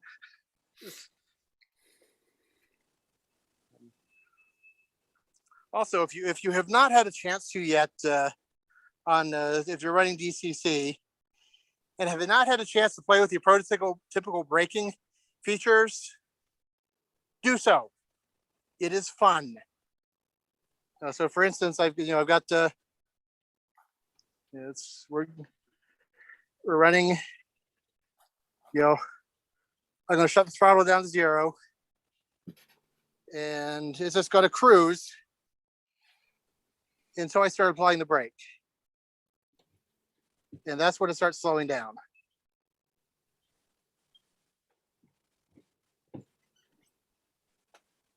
And once it stopped, then you can change direction. I have, over the past couple of years, I've been setting all my locomotives up like that. And I will not tell you how many couplers I have broken from slamming into things too fast, but there is a learning curve. But once it is set up, you will, just turning the throttle down slowly by slowly will just, it gets boring. And especially with the new sound systems, because they integrate, what the motor's doing with the sound. So, right now I'm, my throttle's shut down, the engine's dropped to idle. Whereas if you're running at, running, I'll say the normal, what you're the dial set to is what you're running at, you're going to have a lot more, higher revs on the prime mover.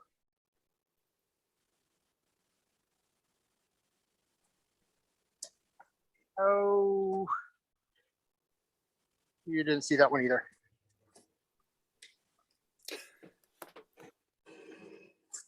There we go.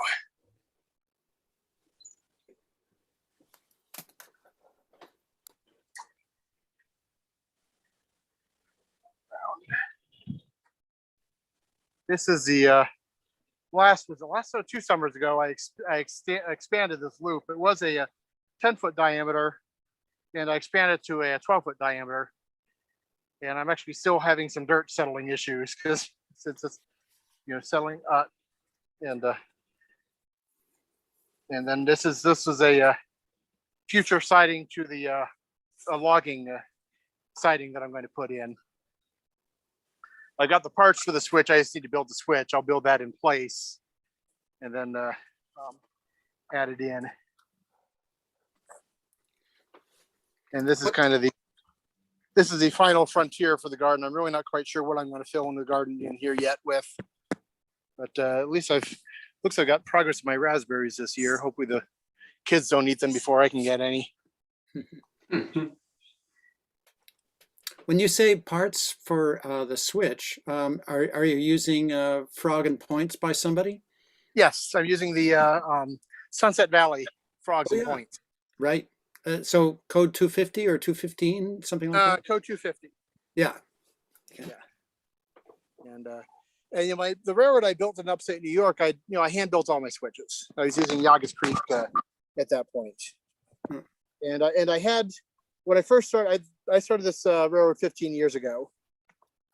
And I had this brilliant idea. I was going to, hand lay my tracks, scratch, build all my switches. And had this brilliant vision for what it was going to look like. And then we got pregnant with my first daughter. And all of a sudden the timeline got accelerated, because if I was going to have a little kid and try to handle a track, there was kind of mutually exclusive concepts. So about that time, I was, up until it ceased production, a columnist for Garden Railways magazine. And about that time, Garden Railways came to me and said, "Hey, do you want to write an article on how to build a railroad?" It's like, well, gee, I'm starting to build a railroad. Isn't that time inconvenient? I remember that. I was following that. So I said, naturally, do you guys want to pay for the track? They said, sure, why not? Okay. So I was like, okay, I'll just go with the AMS. Had just came up with their flex track, so I did that, and then the Sunset Valley switches, and they're actually held up pretty well. The the AMS ties, they don't have the UV protection that like the LTB ties do.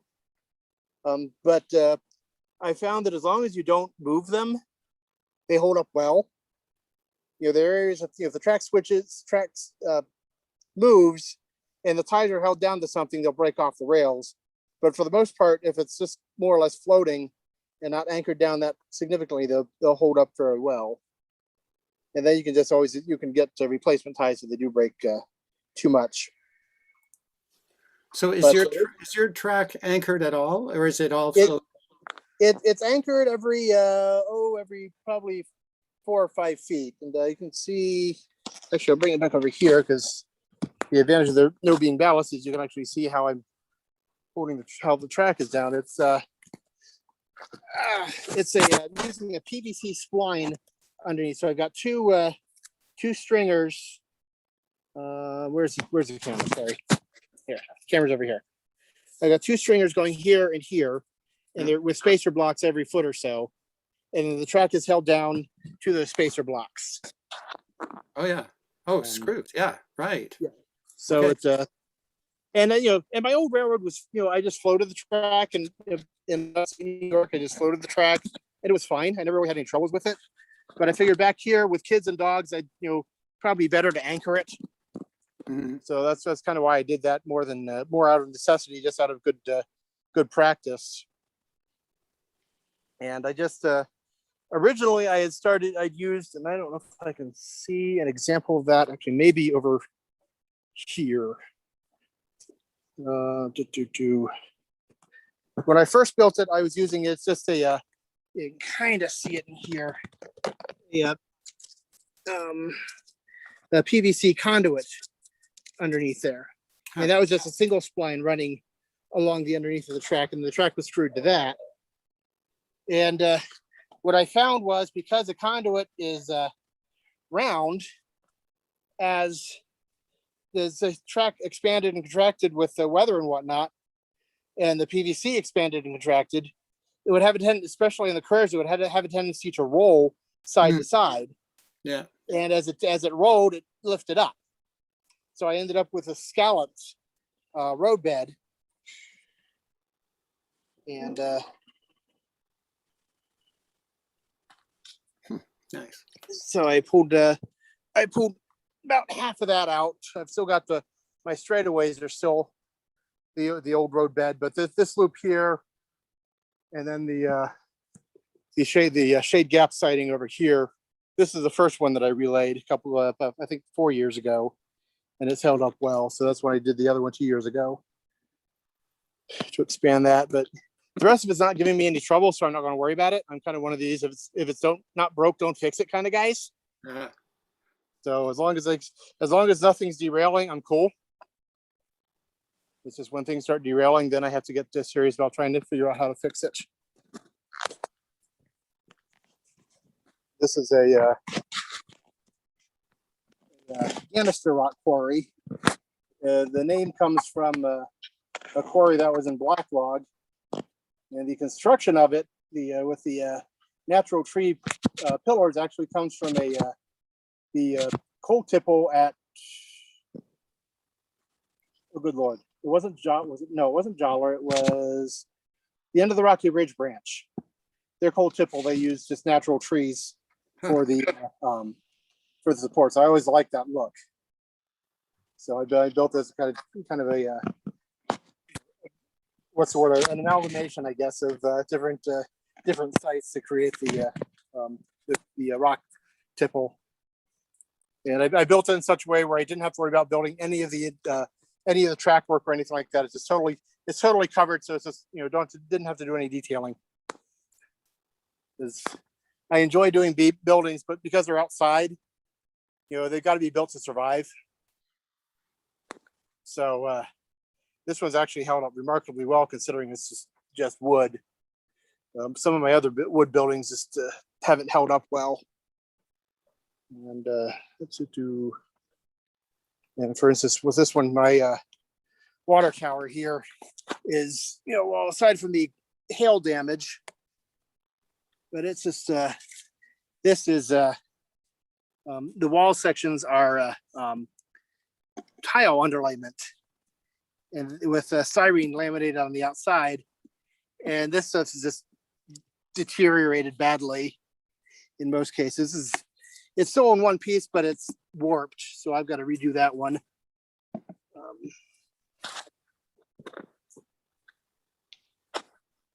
Did I stop the train, or is it slowing down? What did I do?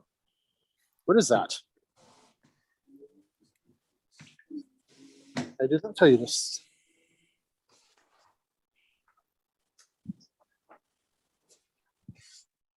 Did we disconnect? No, we did not disconnect. We muted. There we go. Don't put the phone back in your pocket without turning it off first. Who knows what to bring up. And then this back here is that's a cable utility box, which I just covered with the brick walls of a old Pola kit that my dad got from somebody. He says, "Can you do anything with this?" Like, I can figure something out. So I just kind of built this false front that goes around the cable box and hides it from view. And the cable company was surprisingly cool. They came out to they come out about once a year just to do tap audits and things like that. And they're pretty cool with the railroad. I was a little worried at first. Was, oh, that's so cool. So I was like, okay, I'm good.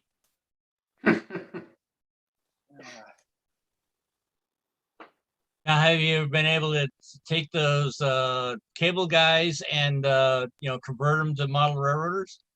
Not yet. I did have one ask if I ask about the open days that I had, and I told him I'd email him, but I didn't. He never came out. But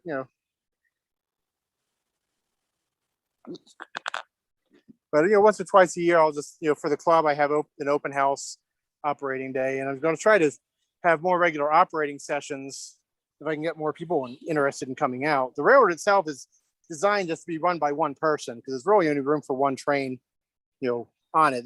My passing sidings aren't designed for passing trains.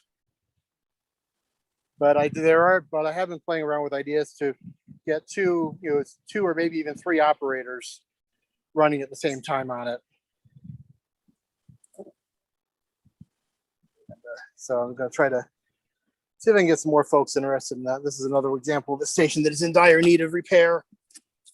You can see how badly deteriorated the wall sections are now. And I rebuilt one with styrofoam, and that's held up, but I didn't do the other walls. And I've one of my daughter's friends from high school has his father has a plasma cutting table. So he and I have conspired on a couple of little projects. So I'm going to draw up my sides for my train stations that need to be rebuilt and cut them out of steel and rebuild them that way. I figure that steel's not going to go anyplace.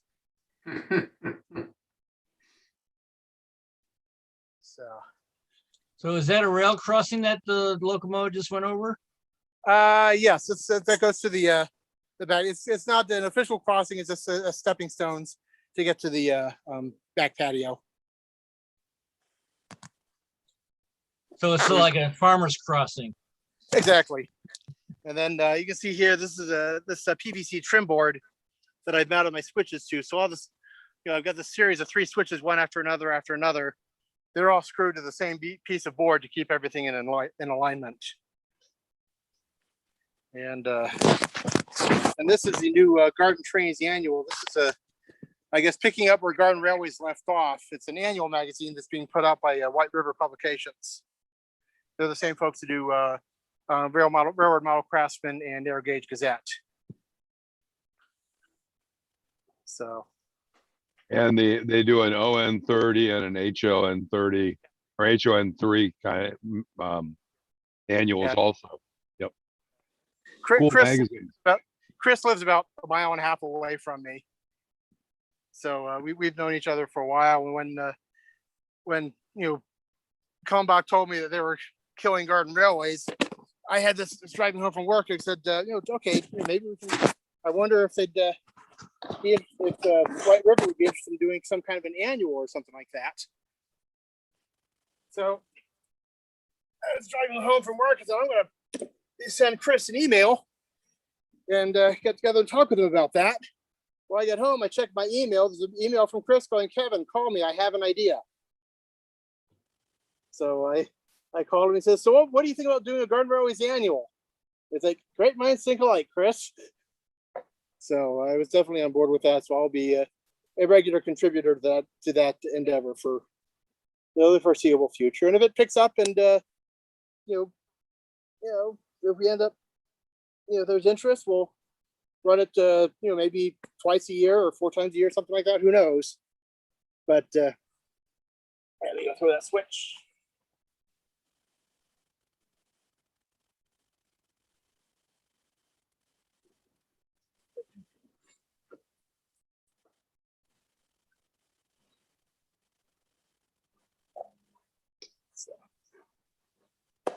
How are you doing, Dodge? You can see my sea glass. I think in that there's probably a whole set of articles around, squirrels, friend or foe. If you could, that you could think about for garden really hope be completely different because of the, and it's really interesting. A whole bunch of things that are very different in that space. Yes, I always joke that indoors we spend countless hours painstakingly placing weeds between our rails. Outdoors we spend countless hours removing them. That's kind of my my view on the difference between indoor and outdoor modeling. But so if you started over, what are the one or two things that you really would say I would have done differently? Raise the railroad about 2 feet off the ground. I was actually going to ask that question about height. So that's a really great comment to say, get it up where it's easier to get to. Yes. And I had that idea to do that out here, but the way the patio is built and the way the yard is, I could build it up on the outsides along the fence line, but then I couldn't do anything up against the house. So it would have been a much shorter railroad. Right. Unless I wanted to do, a planter box lining the patio, which I really just didn't want to do. So, but yeah, if I had it to do differently, it's certainly, when I started this process, I was 15 years younger than I am now. And I'm still not that old yet. My knees are going, hey, idiot. Do this another 15 years, buddy. But yeah, that would be the one thing I would recommend. So what you're saying is an open house is a BYONP, bring your own knee pads. Exactly. Exactly. And actually funny, I just got back, my dad passed away now about almost 5 years ago, but my mom is keeping his railroad running. So I fly back twice a year, and I go back once every spring to do a work session to get the railroad ready for the summer. And that was exactly the line on the operating session was bring your own knee pad. We've got shovels, we've got tools, bring your own knee pads. But we relayed about 100 feet of track that after 30 some odd years, the ties had just disintegrated. So we pulled all the rail out and relayed that with new LGB ties. Figure that'll be good for another 30 years. That'll outlive mom. So won't have to worry about replacing that part again. The odd thing is, that was, we were working mainly in the side yard portion of the railroad. The original dog bone that's up in the woods that we did with redwood that was soaked in creosote. 40 years later, that track's still in great shape. So it says something for creosote and makes you wish you could still get it, because I'll tell you what, any of the other wood preservatives that are out today just don't have the same characteristics. I've yet to get anything resembling 40 years out of any current generation preservative. That was called the Woodland Railway, is that right? Yes. Oh, I remember that. Yeah, that's amazing. I'm amazed that it still exists at all. I mean, that's astounding. Thank you. Yeah. And we still do once a month. We have regular operating sessions on it. And there's a core group of about half a dozen or so folks who show up and run trains and kind of keep it going. And saying that I fly out and I take the kids out in the summer for a week, and I always coordinate that with one of the operating sessions. So I'm able to at least get out there and run on it once a year as well. But yeah, mom's take is as long as people want to run trains on it, she'll keep it going. Wow. She enjoys the gardening aspect of it, so she's been happy to keep that part going.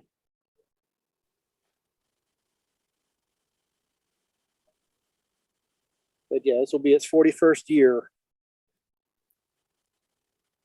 Kevin, what's next? What's your next major project? Oh, outside. They probably, yes, they're probably redoing the buildings. I've got the Garden Railway Convention out here next year. And then the following year, the Narrow Gauge Convention is out here. So I've got two big deadlines to get this thing looking good. So, you know, the tannery that I showed earlier, I built that for the first, for when was the Narrow Gauge Convention was out here, what, 4 or 5 years ago, I think. I built that for that, and I've got it, you know, I've done nothing on it since. So I think that'll finally give me the, you know, boot in the rear end to get that finished. And then I've got just, you know, touching up the buildings. My wood platforms are falling apart, and the hail is just deadly on whatever roofs I want to put out here. So I got to come up with a better idea for roof material. So I'm, you know, it's not so much the what's underneath it. You know, using a 1/4-inch plexiglass or steel or something like that that'll hold up just fine. But I've been using this plastic veneer sheet for the to simulate the wooden shakes, and it's just no match for a hailstorm.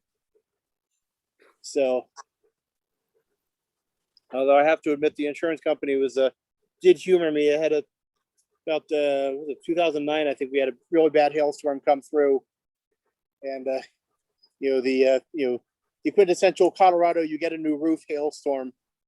Well, the insurance adjuster is out here. She's, you know, writing down all the damage for the house, and she says, "Is there any other damage?" And one of the roofs had broken on one of my stations, and I jokingly just pointed to her, like, "Well, I got some roof damage there."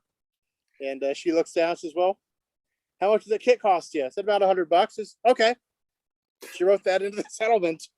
Okay, I'm not gonna argue. So, but I've got to find a better way to do roofs. But, you know, modeling, I said, just I'm kind of at the point where, as I'm doing projects just because I want to, not necessarily because I have to. You know, so it's something, and it's totally just whatever strikes my fancy next. This is the 7/8 scale plantation engine that I'm working on. Was totally just something completely random that I saw is scrolling through the internet, and it's like, oh, that's a cute engine. Oh, it's 2-foot gauge.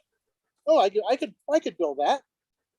So it's just, you know, so I really can't tell you what the next project's going to be, because as I said, it all depends on what's going to strike my fancy. I can tell you what it's not. It's not going to be another doodle bug with 3,600 rivets. Did one of those, that's enough. Thank you.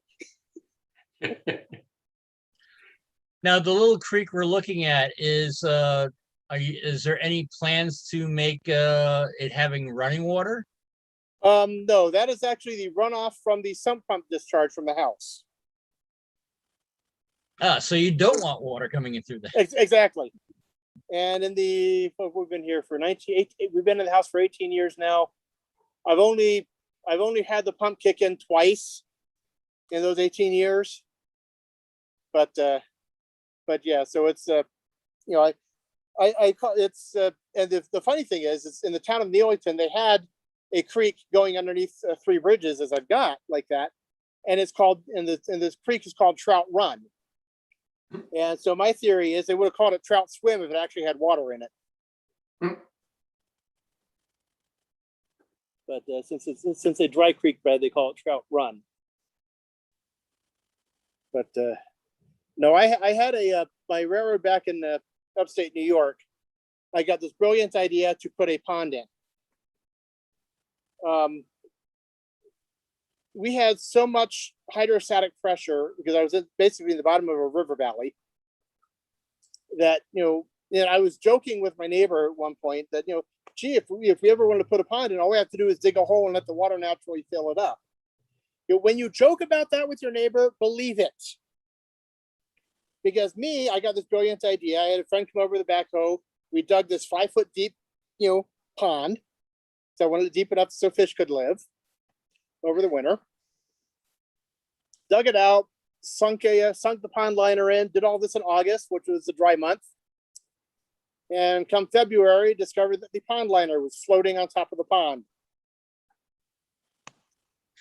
So I was like, my first thought was, oh, we have a hole in it. Then I realized, no, that's just the groundwater pressure pushing the pond liner up. So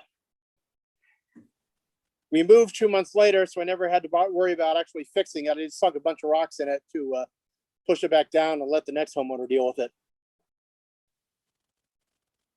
And last I heard, they filled it in and got rid of the railroad, put a swing set in. Now, where in upstate New York was this? This was Rochester area. Oh, okay. So You said there was a lot of hand laid track in a bush area. Did you have trouble each spring, like your spikes coming up with the frost and have to respike it? No. I was using Yagas Creek track at that point, so it's still plastic. Although my switches were hand laid. No, I never had any trouble with the spikes. And since everything was floating without being anchored down, I just kind of went through and shook everything back down to the ballast every spring. Right. And it kept things going.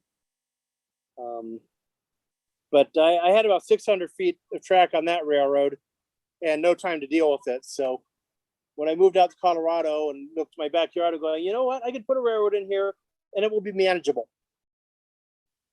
Because, the bigger the railroad, the more maintenance it is. And as I say, it took me about a week of working on this railroad to get it from completely overgrown jungle to where, it's actually presentable. And I like that ratio. I think because if it's more than, if it takes 2 weeks or 3 weeks or something like that, you never look forward to doing it. You never enjoy doing it. So I think, this size of as much as, I operate on larger railroads, and gee, wouldn't it be neat if, then I realized I have to maintain it. And I'm just not in the mood to do that. Yeah. So it's kind of one of those, more or less perfect size railroads. It's manageable. It's plenty. It takes me, for me to set up and do an operating session is about 2 hours. And sometimes what I'll do just for fun, if I've got an afternoon, I just want to kill time. The Shade Gap branch is 9 miles end to end. So, and the railroad, a complete circuit on the railroad is a little over a mile. So, sometimes if I'm in the mood to be prototypical, I'll finish switching one town and know it's 4 miles to the next town. So I'll just run around the railroad 4 times and then stop at the next town, switch that one out, and then run around the road 5 times to get to the next town. So I've got, a totally prototypical operating day on the railroad as well. And then that takes me about, when I do that, it takes me about 5 hours to run the railroad. But so when I'm doing that, I'm also just kicking back in a lawn chair with a beer in my hand. So, that's not work. That's why I do this. How many batteries would you have to change out during a 5-hour operating session? Typically just probably about 1. I get around between 3 and 4 hours out of a battery. So typically I'll just have to swap out 1 battery. And then in most of my installations, the batteries are removable anyway. So I can just, swap out one for the other. And I'm using, let's grab one here real quick.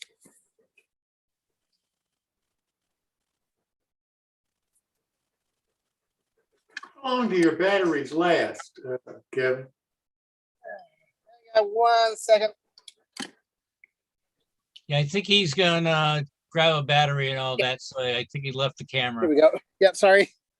Yeah, we can do this here. So you can, there. Now you can. Oh, great view. Yeah.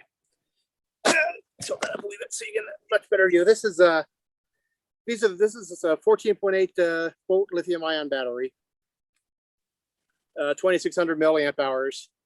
That's how I get about 3 or 4 hours out of this. So and they're removable. So and they charge up in about 90 minutes. So I can. How long do they last, Kevin? About between 3 and 4 hours. No. I mean, how many times can you recharge? Oh, I've got some that are about 5 years old. Oh, okay. I've got one actually by the one that's in my oldest one, child that is not a chew toy. No, ma'am. Sorry, dog. Jim, on average, those kind of lithium cells lose about 20% of their capacity after something like 400 to 500 cycles. Oh, okay. So that's the kind of numbers. So, and a cycle is kind of all the way up and down, but but if you kind of are careful with them, that's an awful lot of uses. A lot. Yeah, sure is. So Kevin's boys, 5 years. If you think about that, 5 years, 500 times in 5 years is 100 times a year running it for 3 hours. That's a lot of running. So yeah, it is. Yeah, absolutely. And I've got one. My oldest pack I installed it's actually one that it's in a little mogul of mine. It's a model East Pro Top #1. That one is that one's still going strong after 10 years now, 10 or 11 years. Huh. And, that one's going strong, and then every now and then I'll get some that get bad cells and they just fall flat and you can't recharge them. So it's kind of balancing it out. It ends up every probably about 5 years average on that. So every year I buy a battery or two. They're $45, $50. So it's really not that expensive to keep the batteries going. Yeah. And and I've only actually at this point I've got I think only 4 or 5 battery packs in rotation right now. Because we're only running one engine, you don't need really don't need more than 2. So I keep 4 or 5 just because that way I don't have to track down which engine has the battery in it or not.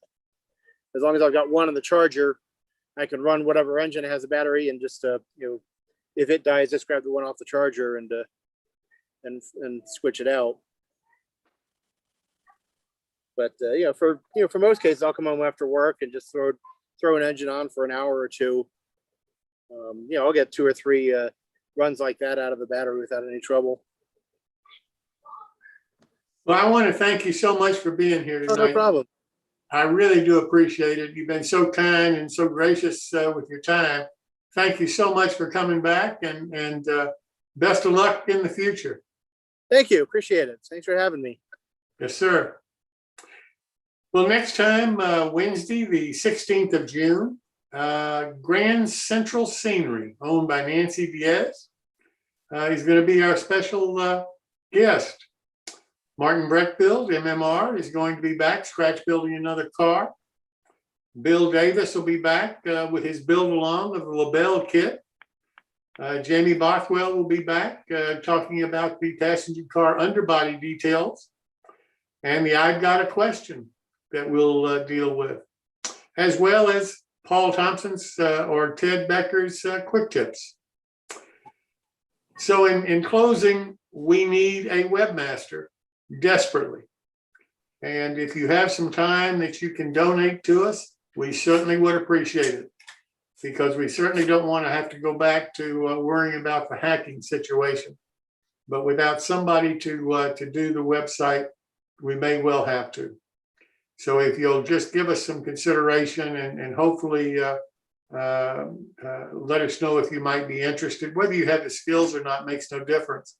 It's not difficult to learn, I'm told. And we'll have somebody that'll give you the training necessary.